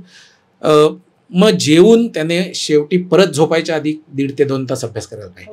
असं त्यांना आम्ही पूर्ण प्रत्येक मुलाच्या फॅमिली बॅकग्राऊंड, त्यांचं जेवायच्या वेळा, आईवडिलांच्या यायच्या वेळा असं बघून त्यांना एक सेटअप करून देतो आणि जी सिन्सिअर मुलं असतात तिथे फॉलो करतात बिचारी. त्या मुलांचा विश्वास आम्ही पहिल्या 1-2 महिन्यातच संपादन करतो आणि त्यांना फसवत त्यांच्याकडनं भरपूर काम करून घेतो. पण सर इतके तास अभ्यास केल्यावरती एक बर्नआउट म्हणा किंवा एक स्ट्रेस काही दिवसानंतर होऊ शकतो का? हो. आता बर्नआउट किंवा स्ट्रेस होण्याची शक्यता खूप जास्ती आहे आणि म्हणूनच करेक्ट मुलाला हे करणं आवश्यक आहे. मुलाचा जर चॉईस आपला चुकला आणि चुकीच्या मुलावर जर आपण 12 तासाचं अभ्यासाचं लोड किंवा हे सगळे कन्सेप्ट पण अवघड आहे, डीप आहेत सगळे कन्सेप्ट, हे सगळं जर वाढत गेलं आणि त्या मुलाची तशी ती हेच नसेल म्हणजे सुरुवातीपासूनच ते सगळं रिसीव्ह करण्याची ताकद नसेल तर निश्चित त्या पद्धतीने त्या बर्नआउट होऊ शकतो. आणि म्हणून सिलेक्शनच्या वेळेलाच म्हणजे नॉट दॅट की आमचे 120च्या 120 विद्यार्थी या सगळ्या गोष्टी पेलायला तयार असतात, पण पर्सेंटेज जे आहे ते खूप जास्ती आहे की जे मुलं हे करतात असं. आणि मग थोडं मोटिवेशनल कमी पडतं. कधी कधी विकेंडला आमच्या ज्या परीक्षा असतात त्याच्यामध्ये कमी मार्क मिळाले की मग मुलाचा थोडा अभ्यास खाली जातो. एवढा अभ्यास करून सुद्धा मला मार्क मिळत नाहीयेत, मग मी आता कशाला करू किंवा काय करू. ह्या छोट्या छोट्या लोकल प्रॉब्लेम्सवर त्या वेळेला आम्ही त्या मुलांना काउन्सिलिंग करून त्यांचं समहाऊ मोटिवेट करून अभ्यासाचं काम थांबता कामा नये, मार्क कमी जास्त मिळाले ते चालतील अशा पद्धतीचं ट्रेनिंग देऊन त्यांना ते करून घेतो. आणि असं फसवत असं मुद्दामून मी त्याला असं म्हणतो की मुलाला लहान आहे, त्याला आता आज तू काय कर तेवढं सांगितलं की सफिशियंट आहे, त्याला बाकी पुढचं काही एवढं दिसत नाहीये, तर तू आज एवढं कर, अजून 1 आठवड्याभर तू एवढं कर, असं सांगत त्याला शेवटी IIT ॲडव्हान्सपर्यंत घेऊन जायचा. आणि मग IIT ॲडव्हान्समध्ये तो जे करेल ते शेवटी त्याने जितका अभ्यास केलाय त्या प्रमाणात त्याला यश मिळणार आहे. पण मेजॉरिटी ऑफ द स्टुडंट्स आमचे जे असतात ते एकतर आम्हाला रिस्पेक्ट करतात म्हणून आमचं ऐकतात असं म्हणा, पण आमचं दिलेलं रुटीन ते फॉलो करतात. वेळप्रसंगी प्रेमाने समजावून सांगतो, एखाद वेळेला त्यांना ओरडावं लागतं, एखाद वेळेला आईबाबांबरोबर त्यांना बोलवावं लागतं भेटायला, अशा सगळ्या पद्धतीने जेणेकरून फायनली त्या मुलाने भरपूर अभ्यास केला पाहिजे. तर मला असं वाटतं पेरेंट्ससाठी सुद्धा एक मोठं चॅलेंज आहे याच्यामध्ये. नक्कीच. कारण पेरेंट्सना त्यांची हेल्थ किंवा मेंटली ते किती स्ट्रॉंग राहतील, त्यांना किती मोटिवेटेड राहतील थ्रू आउट त्यांच्या अभ्यासामध्ये, किंवा त्यांना स्वतःला असं कधी कधी वाटत असेल अरे मी पण इतका हुशार आहे, चला एखादं गणित आपण, तर तो एक प्रकारची एक डिझायर किंवा एक क्युरिओसिटी की बाबा मला येतात की नाही IITची गणित. तर यामध्ये एक पेरेंट्सचा पण एक प्रवास आहे, तो एक वेगळा चालू होतो. आणि त्याच्यामध्ये टेन्शन घेणं की आपलं पाल्य म्हणजे परफॉर्म करू शकेल की नाही आणि त्याचं त्यांना टेन्शन देणं. कारण बऱ्याच वेळा असं बघण्यात येतं एवढा अभ्यास केल्यानंतर कधी कधी मुलांमध्ये सुद्धा काही बिहेवियरल इश्यूज येऊ शकतात की पेरेंट्सना बरोबर उत्तरं न देणं किंवा पूर्ण वेळ फक्त आपल्या कामाकडेच लक्ष ठेवणं. त्यामुळे पेरेंट्सना असं कधी कधी चिंताही वाटायला लागते की आता काय झालं, म्हणजे मुलं बोलत का नाहीत किंवा उत्तरं का बरोबर देत नाहीत. तर या सगळ्यांमध्ये पालकांचा जो अप्रोच आहे किंवा पालकांची एक दशा जी आहे मानसिक, तर ती त्यांनी काय ठेवायला पाहिजे आणि कशा प्रकारे या सगळ्यांकडे बघितलं पाहिजे असं तुम्हाला वाटतं? हा अत्यंत महत्त्वाचा आणि खूपच इम्पॉर्टंट मुद्दा तुम्ही विचारलेला आहे. म्हणजे आम्ही तर म्हणतो की मुलांना जेवढं काउन्सिलिंग किंवा मुलांचं जेवढं प्रशिक्षण टेक्निकली सोडा इतर विषयांवरती आम्ही करत असतो, तेवढंच प्रशिक्षण किंवा तेवढंच काउन्सिलिंग हे आम्हाला आमची एनर्जी पालकांवर पण द्यावी लागते. मुख्य त्याच्यामधला असा विषय आहे की जेव्हा मुलगा 11वी-12वीमध्ये असतो तेव्हा तो लहानाचा मोठा होत असतो. म्हणजे शारीरिकदृष्ट्या तो ॲडल्ट या कॅटेगरीमध्ये यायला लागलेला असतो, त्याचे हार्मोनल चेंजेस होत असतात. आणि 8वी 10वीपर्यंत तो मुलगा आईवडिलांचं ऐकतो, त्यांनी अभ्यासाला बस म्हटलं की बसतो, काय असेल तो अभ्यास करतो. पण 11वीत तो मुलगा मोठा झालेला असल्यामुळे तो एक स्वतः असा मीपणा त्याच्यामध्ये तो तयार झालेला असतो. आणि तिथे खरं म्हणजे प्रत्येक घरामध्ये आईवडील आणि मुलगा असं एक थोडंसं फ्रिक्शन सुरू होतं जेव्हा मुलगा तो 11वी-12वीमध्ये असतो. आणि हे फ्रिक्शन हे खूप नैसर्गिक आहे. म्हणजे प्रत्येक फॅमिलीमध्ये प्रत्येकाला आईवडिलांना असं वाटत असतं की अरे आतापर्यंत तरी हा असा होता, अचानक कसं काय हा एवढा बदलायला लागला आहे, किंवा हा आपल्याला अशी उलट उत्तरं का द्यायला लागला आहे, किंवा असं म्हणेल तो माझं मी बघून घेतो तुम्ही लक्ष देऊ नका, असं तो म्हणेल, तर तसं का करायला लागलं आहे. तर ते परफेक्टली नॉर्मल आहे, कारण तो त्या वयाचा परिणाम आहे. आणि त्या वयामध्ये ती मुलं म्हणजे आता तो IIT ॲडव्हान्सचा अभ्यास करतो आहे ह्याच्यात काय त्याची चूक नाही आहे. इतर मुलं मजा करतायत 11वी-12वीतली, त्यामुळे थोडीफार तर तो कंपॅरिझन त्यांच्याबरोबर करणार आणि मग मीच कुठे इथे फसलो या ह्याच्यातनं तो कदाचित तुम्ही सगळ्यात जवळचे असल्यामुळे तुम्हाला तो उलट उत्तरं देऊ शकतो.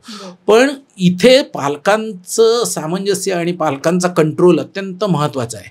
आम्ही नेहमी पालकांना म्हणजे majority of the counselling goes to parents की त्यांनी काय करायला पाहिजे आणि काय करायला नको. मी तुम्हाला इथे 1-2 उदाहरणं देईन, नावं सांगणार नाही पण उदाहरणं देईन. म्हणजे काही वर्षांपूर्वी एक आमच्या ऑफिसच्या समोरच राहणाऱ्या एका घरामध्ये राहणारा आमचा 11वी-12वीचा मुलगा होता. त्याने दुपारी आम्ही काहीतरी काम करत मी बसलो होतो ऑफिसमध्ये, तर आईचं बोट धरून तो आईला ऑलमोस्ट ओढत ऑफिसमध्ये आला.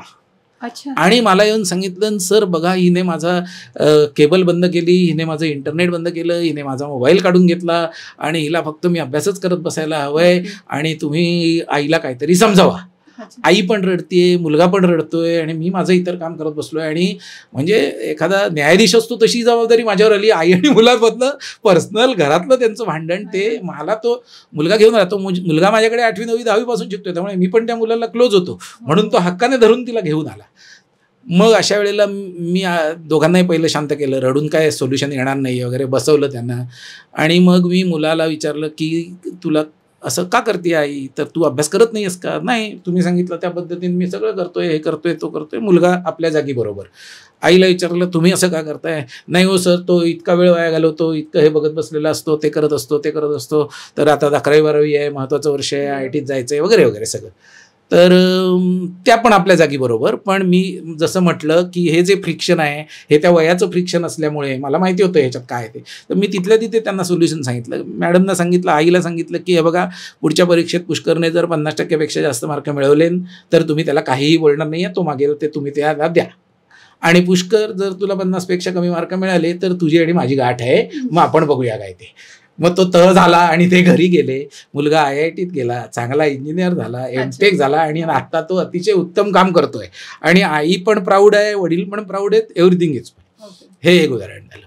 दुसरं उदाहरण, नॉर्मली आमच्याकडची मुलं जी असतात ती सगळी अभ्यासू असतात, कारण मी म्हटलं तसं त्या पद्धतीच्या सिलेक्शन प्रोसिजरने आम्ही त्यांना घेतलेलं असतं. पण अगदी प्रत्येक मुलगा काय सारखा नसतो. कधीतरी त्याला अभ्यासाचा कंटाळा येऊ शकतो, कधीतरी तो इतर मुलांबरोबर कंपॅरिझन करू शकतो. अशा वेळेला पालकांनी त्यांचं टेम्परामेंट लूज न करता त्या मुलाला आपलाच मुलगा आहे असं त्याच्या बाबतीत होऊ शकतं असं समजून घेणं अत्यंत आवश्यक आहे. आता काही आया ज्या समजा घरी असतात आणि मुलं घरी असतात, तर प्रत्येक वेळेला त्याच्या खोलीत जाऊन तो अभ्यास करतोय की नाही डोकावून बघणं, चेक करणं, त्याला आज तू हे केलंस का. म्हणजे काही काही पालक तर आम्हाला येऊन तुम्ही सर रिलिप्समधलं हे असं कसं शिकवलं, हे असं शिकवायला पाहिजे होतं वगैरे इथपर्यंत डिटेल्समध्ये आम्हाला येऊन जेव्हा सांगतात, तर तेवढं लक्ष घालायचीच गरज नाही आहे. पालकांनी थोडं अलिप्तपणे वागलं पाहिजे. दुसरा एक पालकांचा असा प्रॉब्लेम असतो की बऱ्याच पालकांचं असं असतं की जे मला माझ्या काळात मिळालं नाही ते सगळं मला या मुलांना उपलब्ध करून द्यायचं आहे. पण आता ही मुलं वेगळ्या काळात जन्मालेली आलेली आहेत, आर्थिक परिस्थिती कदाचित चांगली आहे, त्याच्यात त्या मुलांचा काही दोष नाही आहे. त्यामुळे जे मला माझ्या काळात मिळालं नाही किंवा मला चांगले शिक्षक, कॉलेज मला चांगलं मिळालं नाही, आमच्याकडे तेवढे पैसे नव्हते म्हणून मी हे करू शकलो नाही, ते करू शकलो नाही, म्हणून मला हे. एक मुलगी होती आमच्याकडे, मी शिकवत होतो त्या बॅचला. एक दिवस पालक आणि आई आणि वडील आले आणि मला पालकांनी सांगितले की ही जी मुलगी आहे हिला मला जगातल्या बेस्ट कॉलेजेसमध्ये शिकवायचं आहे आणि मग त्यासाठी काय काय करायला लागेल ते तुम्ही मला सांगा, मी हिच्याकडनं करून घेतो आणि मला जगातली बेस्ट, भारतातलं बेस्ट असंच नाही, जगातल्या बेस्ट कॉलेजमध्ये पण जायचं आहे. मुलगी 8वीत. मी त्यांना बसवलं समोर आणि शांतपणे समजावून सांगायला सुरुवात केली की ती मुलगी आत्ता 8वीत आहे, तिचं तिला काय करायचंय काय नाही करायचंय हे स्वतःचं स्वतः हळूहळू उमजत जाईल, अनफोल्ड होईल. त्याप्रमाणे तुम्ही तिला सपोर्ट केला पाहिजे. तुम्हाला वाटतंय की तिने जगातल्या बेस्ट इंजिनिअरिंग कॉलेज किंवा ज्या काही कॉलेजमध्ये जायचंय म्हणून तिने जायलाच पाहिजे असं काही नाही आहे.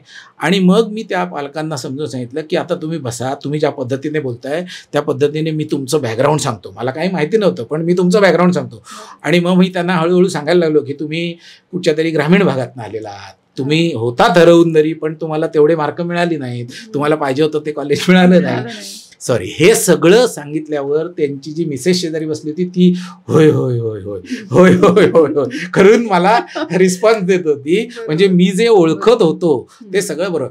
ह्याच्यातनं मला सांगायचं असं आहे की मी त्यांना समजवलं आणि मग कधी कधी आम्हाला कडक पण व्हावं लागतं. मी त्या पालकांना विचारलं की तुम्हाला जगातल्या बेस्ट कॉलेजेसमध्ये तिला पाठवायचं आहे, आत्ता ती बेस्ट क्लासमधल्या बेस्ट मुलांमध्ये आहे का ते तुम्ही आधी बघा ना.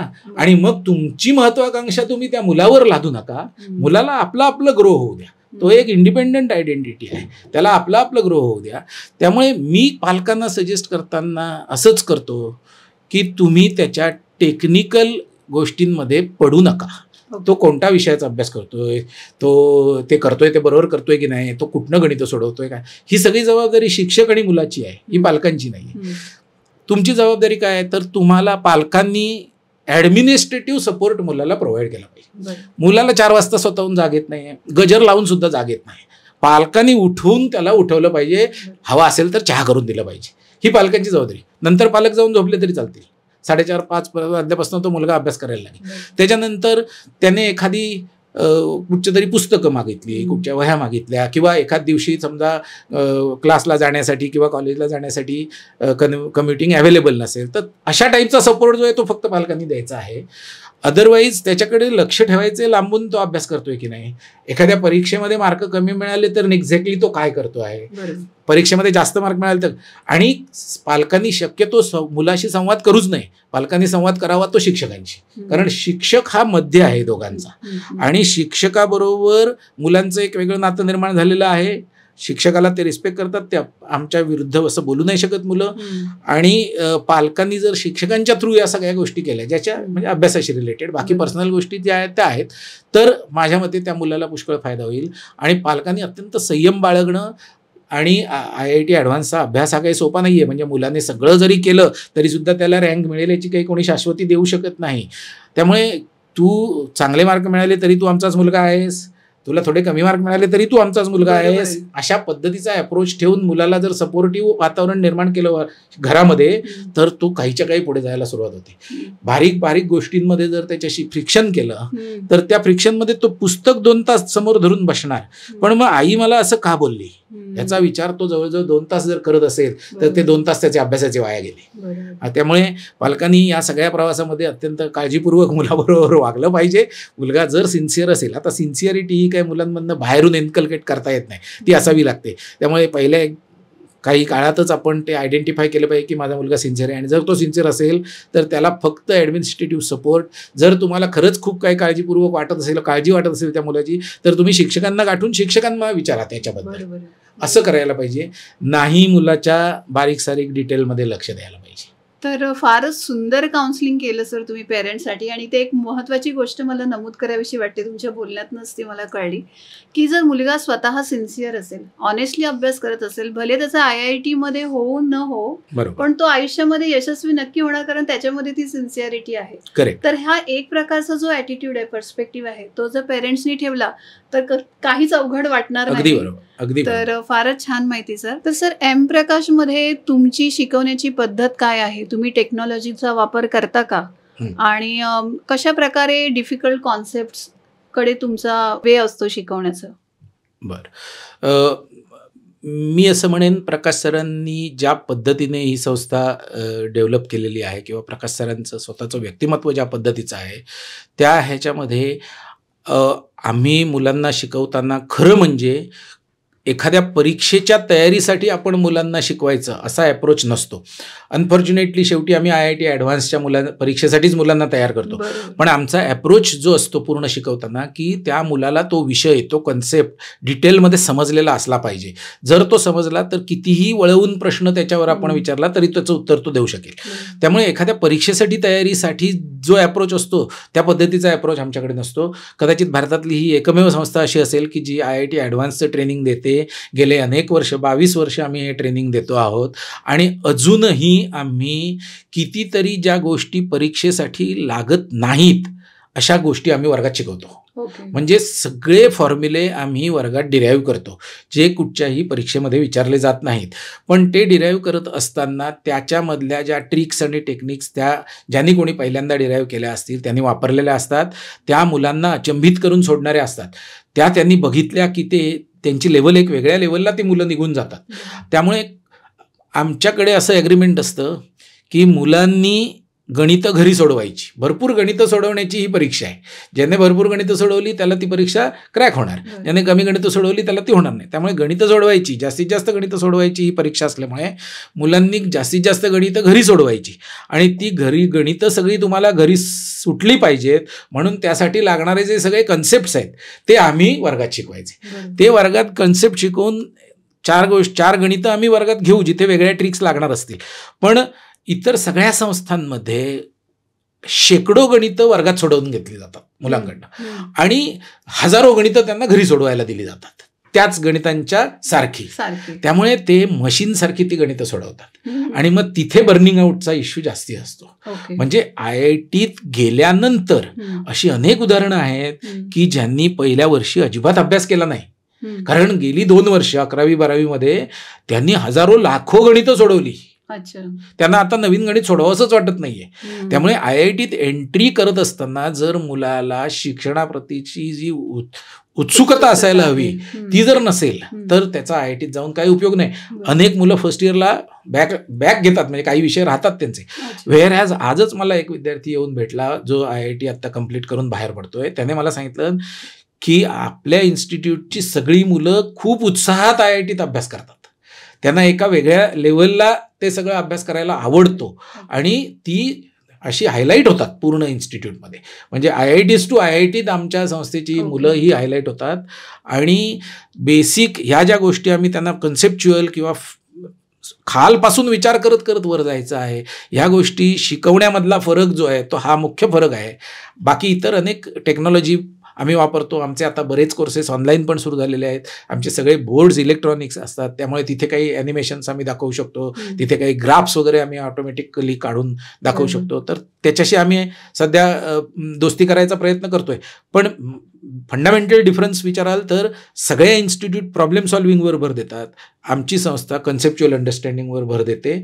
आणि सो फार सो गुड. आतापर्यंत सगळी चांगली मुलं आमच्या संस्थेमध्ये आल्यामुळे आमच्या संस्थांचे रिझल्ट्स या पद्धतीने ट्रेनिंग देऊन सुद्धा दरवर्षी 50% पेक्षा जास्त मुलं IIT एंट्रन्स क्रॅक करतात असे राहिलेले आहेत आतापर्यंत. तर तुमची जी पद्धत आहे मला असं वाटते ती क्रिटिकल थिंकिंगला डेव्हलप करणारी एक पद्धत आहे आणि त्याबरोबर एक्सपिरियन्शियल लर्निंगला पुढे नेणारी आहे. बरोबर. आणि हाच एक महत्त्वाचा मला वाटतं तुमचं जो फाउंडेशन आहे शिकवण्याचं, जो पिलर उभा आहे त्या या मेन 2 गोष्टींवरती उभा आहे की ज्यामुळे विद्यार्थ्याला ते करण्याचा कंटाळा येत नाही. बरोबर. आणि फारच सुंदर माहिती सर. तर सर पुढे मला असं विचारायला असं वाटतं की एवढ्या वर्षाच्या काळात बरेचसे स्टुडंट आले गेले आणि तुम्ही भरपूर मुलांना मार्गदर्शन केलं, तर असे काही मोमेंट्स किंवा अशा काही स्टोरीज आहेत 1-2 की ज्या तुमच्या फार लक्षात राहिल्या, तर तुम्हाला त्या आत्ता शेअर कराविषयी एखादी वाटते का? तरी नक्कीच. मी जेव्हा पहिल्यांदा M प्रकाश इन्स्टिट्यूटमध्ये शिकवायला सुरुवात केली 2008 साली सरांनी मला 8वीला शिकवायची संधी दिली आणि त्याच बॅचमध्ये प्रफुल्ल धारीवाल नावाचा मुलगा 8वीमध्ये माझ्या वर्गात होता. प्रफुल्ल धारीवाल हा एक अत्यंत आउटस्टँडिंग विद्यार्थी होता. त्याने कुठच्याही परीक्षेत 100% पेक्षा कमी मार्क कधीही घेतलेले नव्हते. इंटरनॅशनल ऑलिम्पियाड्स म्हणजे ज्या अभ्यासाच्या रिलेटेड ऑलिम्पिक्स असतं त्याच्यामध्ये प्रफुल्ल धारीवाल असा विद्यार्थी आहे की ज्याने ॲस्ट्रॉनॉमी, फिजिक्स आणि मॅथ्स अशा 3 वेगळ्या विषयांमध्ये गोल्ड मेडल्स मिळवलेली आहेत. माझ्या मते पूर्ण भारतात, पूर्ण जगात अशा वेगवेगळ्या विषयांमध्ये गोल्ड मेडल मिळवलेले फार कमी विद्यार्थी असतील किंवा नसतीलही. म्हणजे मॅथ्समध्ये 3 गोल्ड मेडल मिळवलेले चायना, अमेरिकेचे भरपूर विद्यार्थी सापडतील. पण प्रफुल्ल धारीवाल असा विद्यार्थी होता की ज्याने 3 वेगळ्या विषयांमध्ये 2010, 2011 आणि 2009 अशा 3 वर्षांमध्ये इंटरनॅशनल गोल्ड मेडल्स मिळवली होती. तो माझ्याकडे 8वी, 9वी, 10वी माझ्या बॅचमध्ये होता. 11वी, 12वीमध्ये प्रकाश सरांच्या बॅचमध्ये होता. तर तो विद्यार्थी पुढे जाऊन नक्की काय करतो आणि त्याचं करिअर कसं आहे हे बघण्यामध्ये आम्हाला खूपच क्युरिओसिटी होती. आणि आम्ही त्याला पुष्कळ फॉलो करायचो. आणि तो मुलगा पण अत्यंत पोलाईट, शांत आणि डाऊन टू अर्थ असा असायचा. आमच्याशी कायम टचमध्ये. फॉर्च्युनेटली माझा मुलगा पण त्याच बॅचमध्ये असल्यामुळे ते दोघं मित्र आणि आम्हाला संपूर्ण ती बॅच माहिती होती. फॉलो पण आम्ही करत होतो. आणि 6 महिन्यापूर्वी म्हणजे गेल्या मे महिन्यामध्ये त्याच्या आईने एक न्यूज पाठवली आम्हाला की ChatGPT 4o म्हणून जे लेटेस्ट डेव्हलपमेंट आहे, ती कम्प्लीट लेटेस्ट डेव्हलपमेंट ही प्रफुल्ल धारीवाल हा टीम लीडर आणि त्याच्या इंजिनियर्सनी ती डेव्हलपमेंट केलेली आहे. आता जगाची क्रांतिकारी घटना आहे ही. ChatGPT 4o हा जो त्यांनी आता प्रॉडक्ट डेव्हलप केलेला आहे ओपन AIने, त्याच्या मागे प्रफुल्ल धारीवाल, म्हणजे प्रफुल्लने 12वी झाल्यावर बाहेर गेला तो MIT, निरनिराळे म्हणजे PhD वगैरे सगळं त्याचं शिक्षण अल्टिमेटली त्याने कंप्लीट केलंच. पण नुसतं अकॅडमिक, बऱ्याचदा अशी आमच्यावर टीका होते की एवढा अभ्यास करून काय करायचंय, शेवटी आयुष्यात सक्सेसफुल व्हायला काहीतरी वेगळंच करायला लागतं वगैरे वगैरे. पण म्हणून प्रफुल्लचं उदाहरण नक्की मला द्यावंसं वाटेल सगळ्यांना असं की प्रफुल्लने फक्त नुसताच अभ्यास केला नाही, त्याने पुढे जाऊन त्याचं ॲप्लिकेशन केलं. त्याने टीम बिल्डिंग, नंतर US काम करायचं, सगळे हुशार लोक आजूबाजूला, असं सगळं करून आणि डेडिकेटेड काम करून प्रचंड मेहनत घेऊन त्याने असं एक प्रॉडक्ट तयार केलं नाही की ज्याने मनुष्याचं आयुष्य बदलणार आहे पुढच्या काळामध्ये. आणि याच्याबद्दल त्याचा जो बॉस होता त्या बॉसने जाहीर त्याची स्तुती केलेली आहे, जाहीर स्तुती केलेली आहे, जी सगळीकडे वर्ल्ड वाईड ती प्रसिद्ध झाली. म्हणजे आता प्रफुल्ल धारीवाल हा एका शाळेचा विद्यार्थी असणार, त्यामुळे शाळेचं पण त्याच्यात क्रेडिट आहे. तो एका कॉलेजचा विद्यार्थी असणार. म्हणजे प्रफुल्ल धारीवाल, मी असं नाही म्हणत की तो प्रकाश इन्स्टिट्यूटमध्ये होता म्हणून एवढा मोठा झाला, असं नाही. पण प्रफुल्ल धारीवालच्या ज्या काही मेकिंगमध्ये ज्या काही सगळ्या हजारो लोकांनी कॉन्ट्रीब्युशन दिलेलं आहे त्याच्यात तो आमच्या, नाही सिंहाचा असं पण नाही म्हणणार, सो तो उत्तमच मुलगा होता. तो ते जे काही काम करेल ते उत्तमच तो करणार होता. पण त्याच्या त्या कामामध्ये प्रकाश इन्स्टिट्यूटमध्ये माझ्यासारख्या शिक्षकांनी बाधा निश्चित आणली नाही. त्याला सपोर्ट होईल असंच एन्व्हायरमेंट आम्ही तयार केलं. आणि खरंच आम्हाला ती जेव्हा न्यूज आली तेव्हा it was a proud moment for all of us. आणि धारीवाल डिझर्व करतो तेच डिझर्व करतो असं आम्हाला त्यावेळेला वाटलं. त्यामुळे हे उदाहरण म्हणजे अक्षरशः हे सांगताना सुद्धा अंगावर काटा येतो, कारण तो समोर 8वीत इतर मुलांसारखाच बसलेला शांतपणे, तेव्हा सुद्धा त्याचा ॲटिट्यूड अत्यंत, म्हणजे सगळ्या गोष्टी त्याला येत असायच्या पण तो उत्तर फोडायचा नाही, इतर मुलांना भरपूर मदत करायचा, अशाच टाईपचा तो मुलगा होता. आणि इव्हेंच्युअली त्याने ते त्याचं करिअरमध्ये पण ते सक्सेस आणून दाखवलं. तर फारच ही मोटिवेशनल अशी सक्सेस स्टोरी आहे आत्ताच्या जे IIT साठी प्रवेश परीक्षेसाठी जे तयारी करतात आहे त्यांच्यासाठी. तर एक प्रश्न मला विचारावंसा वाटतं, जसं तुम्ही म्हणाल की दरवर्षी IIT पूर्व परीक्षेचा जो हे आहे, स्पर्धा परीक्षेचा पॅटर्न आहे तो डिफिकल्ट होत चाललेला आहे. तर या पुढचं म्हणजे काय असेल, म्हणजे फ्युचरमध्ये काय फरक असेल किंवा काय चेंजेस होतील? ह्या सगळ्या गोष्टींकडे आम्ही थोड्या वेगळ्या पद्धतीने बघतो की नॅशनल एज्युकेशन पॉलिसी येऊ घातलेली आहे, सगळ्या परीक्षा एकच व्हायची शक्यता आहे वगैरे वगैरे. पण त्याच्यामध्ये जे काही, म्हणजे शेवटी IITs, भारतामधल्या IITs ह्या बेस्ट इंजिनिअरिंग कॉलेजेस आहेत, त्यामुळे त्यांना मुलांना घेताना काही ना काहीतरी टेस्टिंग करावं लागणार. आणि त्यांचं टेस्टिंग काही एकदम सोपं असणार नाही. मग ती परीक्षा असेल, इंटरव्ह्यू असेल, लॉंग आन्सर पेपर असेल, ज्या काही पद्धतीचं जे त्यांची सिलेक्शन टेस्ट असेल. त्यामुळे जर बेस्ट इंजिनिअरिंग कॉलेजमध्ये मुलांना जायचं असेल तर तिथे कुठची तरी त्यांना एखादी परीक्षा द्यावीच लागेल. आणि त्या परीक्षेला त्या मुलांची जर तयारी करायची असेल तर आम्ही ज्या पद्धतीने ती तयारी करून घेतो आहोत त्या पद्धतीला कधीच मरण येणार नाही. कारण कन्सेप्च्युअल अंडरस्टँडिंग हे अत्यंत महत्त्वाचं आहे. पूर्वी परीक्षा लॉंग आन्सर टाईप असायची, तिथे सुद्धा कन्सेप्ट क्लिअर असेल तरच लांब उत्तरं लिहिता येतील. सध्या परीक्षा ABCD टाईपच्या प्रश्नांची आहे, तरी सुद्धा कन्सेप्ट ठीक असेल तर ती पण गणितं सोडवता येतील. आता जर अजून फ्युचरमध्ये काहीतरी नवीन शिक्षण पद्धती आली किंवा परीक्षा पद्धती आली तरी सुद्धा बेसिक तुम्हाला कन्सेप्च्युअल अंडरस्टँडिंगची आवश्यकता आहेच, ते कधीही जाणार नाही. त्यामुळे शिक्षक आणि विद्यार्थी हे नातं मला असं वाटतं हजारो वर्षांपासून चालू आहे, ते पुढे हजारो वर्ष चालणार. कदाचित मेथड्स बदलतील किंवा काय पद्धती बदलतील, पण कन्सेप्च्युअल अंडरस्टँडिंग शिकवणारा शिक्षक हा कायम मुलांना हवासाच वाटणार आहे. त्याचा जॉब कधी हे होईल असं वाटत नाही. आणि मुलांचं विचाराल तर मुलंसुद्धा नवीन नवीन टेक्नॉलॉजीसाठी स्वतःला ॲडॉप्ट करत घेतलेले असले पाहिजेत.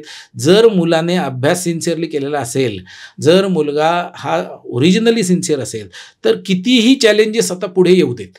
AIचं चॅलेंज आहे ज्याच्यामध्ये बऱ्याच जणांचे जॉब जात आहेत अशी सध्या भीती आहे वगैरे वगैरे. तर आता जेव्हा आम्ही इंजिनियर झालो तेव्हा कॉम्प्युटर सायन्स तर नव्हतंच. Mechanical engineering was the best. त्यामुळे तुम्हाला जर काही कळत नसेल कुठे जावं काय करावं तर लोक मेकॅनिकलला ॲडमिशन घ्यायचे आणि मेकॅनिकल केल्यानंतर मग ते काही पण इतर करू शकतात वगैरे असं. तर तेव्हा फक्त इंजिनिअरिंग इंडस्ट्री, ऑटोमोबाईल इंडस्ट्री बूममध्ये होती, त्यामुळे सगळे लोक मेकॅनिकलला जायचे, तिकडे जॉब मिळायचे. आता जसा हा बदल होत गेला तसं IT, कॉम्प्युटर सायन्स या गोष्टी येत गेल्या. आता कॉम्प्युटर सायन्स टॉप ब्रँच व्हायला लागली सगळ्या इंजिनिअरिंग कॉलेजेसमध्ये. तर ह्या सगळ्या गोष्टी घडतच राहणार आहेत. म्हणजे त्या डेव्हलपमेंट्स काय आपण थांबू शकणार नाहीये. त्या पद्धतीने आपण जर स्वतःला अडॉप्ट करत राहिलो आणि आपण आपलं बेसिक स्किल सेट जर वाढवत राहिलो, आपलं अंडरस्टँडिंग जर वाढवत राहिलो, तर मला नाही वाटत की आपल्याला पुढे आपल्याला काही कामच राहणार नाही किंवा आपण काय करणार वगैरे असे प्रश्न. जो थिंकिंग स्टुडंट आहे, जो कष्टाळू स्टुडंट आहे किंवा जो सिन्सिअर स्टुडंट आहे, मग स्टुडंट म्हणजे मी फक्त IT ॲडव्हान्स नाही म्हणत, तो कुठच्याही क्षेत्रातला स्टुडंट असू दे, तो जर थिंकिंग स्टुडंट असेल तर तो निश्चित त्यातनं मार्ग काढणार आणि चालू राहणार आहे. असं काही संपणार नाही. मी तुम्हाला पुढचा प्रश्न विचारणारच होते की आता जे सगळं अफवा म्हणा की रुमर्स म्हणा किंवा इव्हन रिअल टाइम मध्ये की बरेचसे जॉब इंजिनिअरिंगचे आता कमी होतात आहेत आणि बऱ्याच आपण एव्हरीडे न्यूजमध्ये बघतो की आता जे बीटेक करतात आहेत त्यांना पुढे जॉब असतील की नाही किंवा कुठल्या क्षेत्रात असतील, तर याबद्दल भरपूर चर्चा ही चाललेली आहे. बरोबर. तर मला आता तुमच्या प्रश्न उत्तराकडे ऐकून असं वाटतं की हे प्रश्न तर चालूच राहणार. बरोबर. पण तरीही आपलं कन्सेप्च्युअल अंडरस्टँडिंग एखाद्या विषयाविषयी वाढवणं आणि जे काही ट्रेंड्स मार्केटमध्ये येतात आहेत त्याला अपस्किल करत राहणं आणि ते अडॅप्ट करणं, बरोबर, हा त्याच्या पुढे एक काय म्हणतात सोल्युशन असं आहे. बरोबर. त्यामुळे आमच्या संस्थेमध्ये आम्ही मुलाला कोणताही नवीन विषय समोर आला तर त्याच्याशी कसं अप्रोच करायचं, कसं शिकायचं हे आम्ही त्यांना शिकवतो. आता सध्या आम्ही फिजिक्स, केमिस्ट्री, मॅथ्स हे माध्यम वापरून ते शिकवतो, पण कसं शिकायचं, एखादा अवघड प्रॉब्लेम आला तर त्याच्याशी कसं टॅकल करायचं हे आम्ही त्या मुलांना शिकवत असल्यामुळे ह्या गोष्टीचं ट्रेनिंगचा उपयोग त्यांना आयुष्यभर होणार आहे. आणि फक्त आमच्या संस्थेतलेच असं नाही, प्रत्येक विद्यार्थ्याने हाच विचार केला पाहिजे की माझ्या समोर जर नवीन प्रॉब्लेम आला तर मी त्याच्याशी कसा डील करणार आहे, त्याच्यासाठी मी काय विचार करणार आहे. असा जर प्रत्येक विद्यार्थ्यानेच विचार करायला सुरुवात केली तर त्याला पुढे काहीही प्रॉब्लेम येणार नाही. जे चॅलेंजेस जीवनातले असतील, फॅमिलीतले असतील, जे काही त्याचे चॅलेंजेस असतील त्याच्यावर तो व्यवस्थित मार्ग शोधून काढतो. फारच सुंदर उत्तर. एवढं सगळं सर ऐकल्यावर एक आता फारच म्हणजे क्लॅरिटी मला वाटतं प्रेक्षकांना, विद्यार्थ्यांना मिळालेली आहे. आणि जसं तुम्ही म्हणालात की हे शिवधनुष्य आहे आणि ते पेलण्यासाठी जी कॅपॅबिलिटी लागते, जे तुम्हाला पोटेन्शियल लागतं, तर ते एका विद्यार्थ्यामध्ये असणं फार गरजेचं आहे. तर तुमच्या मते IIT JEE प्रवेश परीक्षेमध्ये जर यशस्वी व्हायचं असेल तर तुमचा गुरुमंत्र किंवा करिअर मंत्र त्यांच्यासाठी काय असेल? हा चांगला प्रश्न तुम्ही विचारलाय.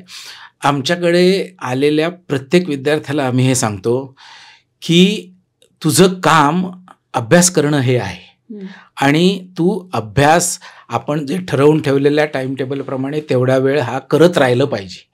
जर तू तो अभ्यास करत राहिलास तर एक दिवस असा येईल की अचानक तुला असं वाटेल की मला हे जमायला लागलंय. कदाचित तो दिवस लवकर येईल किंवा थोडा उशिरा येईल. पण समजा तुम्ही कुठच्यामध्ये आम्ही ज्या परीक्षा घेतो त्या परीक्षांमध्ये कमी मार्क मिळाले आणि म्हणून तुमचा अभ्यास तुम्ही कमी करायला सुरुवात केली की मार्क कमी मिळतात, मग आता काय फायदा आहे वगैरे, तर मग तो आयुष्यातला वेळ तुमचा वाया गेला. अभ्यास जर तुमचा एक दिवस झाला नाही तर तुमचा अभ्यासाचा आयुष्यातला एक वेळ वाया गेला. तुमच्याकडे कितीही जरी पैसे असले, ते खर्च करायची तुमची तयारी असली, तरी तो दिवस तुम्हाला परत मिळणार नाही. त्यामुळे आम्ही मुलांना नेहमी हे एनकरेज करत असतो की तुम्ही मार्क किती मिळालेत म्हणून मी अभ्यासावर माझा परिणाम झाला वगैरे असली काही कारणं देऊ नका. अभ्यास करणं हे तुमचं आत्ता काम आहे पुढचे 2 वर्ष, ते तुम्ही करत राहा.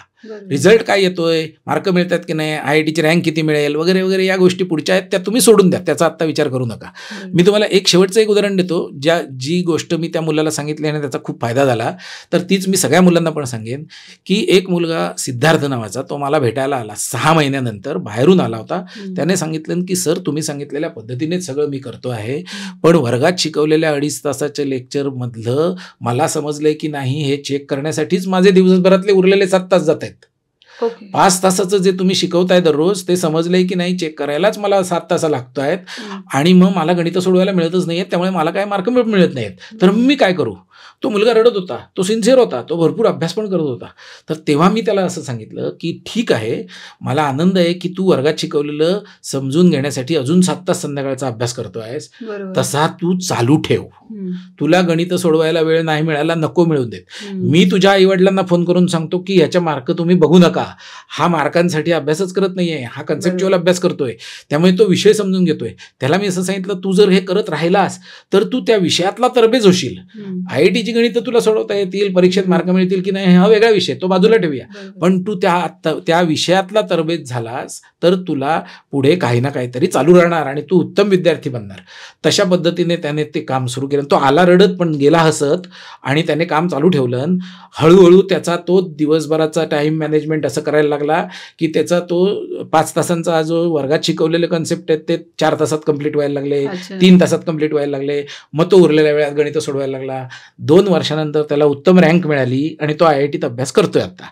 मध्येच मेसेज येतो की सर तुम्ही शिकवलेलं हे आत्ता आम्हाला शिकवलं आणि मला तुमची आठवण आली, असे व्हॉट्सअप मेसेज आम्हाला येत असतात त्याचे. तर त्याच्यातला मुद्दा महत्त्वाचा हा की तुम्ही जर एकदा ठरवलेलं आहे की आपण चांगला अभ्यास करणार, तर अभ्यास करत राहणं. मुलाचं काम काय आहे तर अभ्यास करत राहणं. हे जर त्याने सतत चालू ठेवलं तर तो 100% यशस्वी होणार. ती स्पेसिफिक परीक्षा कदाचित क्रॅक नाही होणार जर कमी अभ्यास झाला किंवा त्या परीक्षेला रिक्वायरमेंट नाही सॅटिस्फाय झाल्या तर, पण इव्हेंच्युअली तो मुलगा सक्सेसफुल होणार. त्यामुळे अगदी सिन्सिअरिटी स्वतः असलेल्या मुलांसाठी तर हे उपयोगी आहेच, पण नसलेल्या मुलांनी सुद्धा हा गुरुमंत्र म्हणून वापरावा की मी ठरलाय तेवढा वेळ अभ्यास करणार म्हणजे करणार. असं जर मुलांनी केलं तर अशी अनेक उदाहरणं मी बघितलेली आहेत की जो खरं म्हणजे सिन्सिअर नाही, खरं म्हणजे खूप हुशार नाही, पण त्याने हे काम भरपूर केलं, त्याने अतिशय उत्तम रँक मिळवून तो IITत गेलेला आहे. अशी कितीतरी उदाहरणं आमच्याकडे आहेत. तर हे अगेन पेरेंट काउन्सिलिंग झालं असं मला वाटतं. कारण मला आठवतं जेव्हा लहान मुलं असतात तेव्हा आपण त्यांना फक्त शिकवत राहतो आणि त्यांच्याकडनं आउटपुट आपण एक्सपेक्ट करत नाही, आपण फक्त त्यांना शिकवत राहतो. तर हाच त्यातला हा प्रकार आहे की तुम्ही शिकवत राहा, हार्डवर्क घेत राहा आणि त्याचे जे रिझल्ट तुम्हाला इव्हेंच्युअली हे दिसणारच आहे. तर सर फारच सुंदर तुमची उत्तरं होती. तुमचं जे मार्गदर्शन आहे हे फक्त पेरेंट्ससाठी आणि विद्यार्थ्यांसाठी नाही आहे, पण इथे बसलेल्या प्रत्येक प्रेक्षकाला हे आज जाणवलं असेल की IIT JEE प्रवेश परीक्षेचा अभ्यास हा काही पोरखेळ नाही आहे. तर हे एक रेगरस एक्झाम आहे, त्याच्यासाठी रेगरस हार्डवर्क, कन्सिस्टंट एफर्ट्स, एक पॉझिटिव्ह ॲटिट्यूड आणि त्यासाठी आजूबाजूला पेरेंट्सनी प्रोव्हाइड करण्याची गरज असलेला एक सपोर्ट, त्याबरोबर चांगले शिक्षक आणि चांगलं मार्गदर्शन, या सगळ्याच गोष्टींची आज फार मोठी गरज आहे. आणि त्यासाठी मला श्री सुबोध सरांचे मनापासून आभार मानावे वाटतात. आज वेळात वेळ काढून ते आमच्याकडे आले आणि आपलं 17 वर्षाचं अनुभवाचं जे गाठोड आहे ते त्यांनी उघडून त्यातनं सगळे मोती बाहेर काढले. आणि मला असं वाटतं की निर्णय घेण्याआधी प्रत्येक पेरेंट त्यांनी जर हा एपिसोड पाहिला तर ते नक्कीच विचार करतील की खरंच IIT JEEसाठी मी मुलाला खरंच आपल्या इच्छा म्हणून एखादी गोष्ट करायला मुलांना लावणं हे खरोखरच किती योग्य आहे.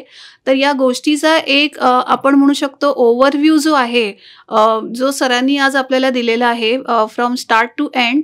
आणि म्हणूनच पुन्हा एकदा सुसंवाद करिअरचा या टीमतर्फे मी सर मनापासून आभार मानते. धन्यवाद. आणि प्रेक्षकांना आजचा आमचा एपिसोड हा कसा वाटला, तुमच्या कमेंट्सद्वारे आम्हाला नक्की कळवा. तुमचे काही प्रश्न असतील IIT JEE प्रवेश परीक्षेविषयी, तर तेही तुम्ही आम्हाला कळवा.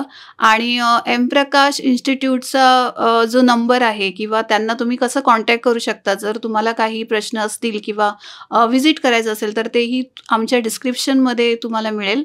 तर पुन्हा भेटूया. नक्की सबस्क्राईब, लाईक आणि शेअर करा, कारण जितकं तुम्ही शेअर कराल या प्रकारचे चांगले चांगले जी करिअर गायडन्सचे जे आमचे पॉडकास्ट आहेत ते सगळ्यांना ऐकायला मिळतील. आणि मुलांच्या भविष्याविषयी जी तुम्हाला काळजी आहे, जी चिंता आहे, ती नक्कीच कमी होण्यास मदत होईल. तर धन्यवाद. पुन्हा भेटूया. नमस्कार.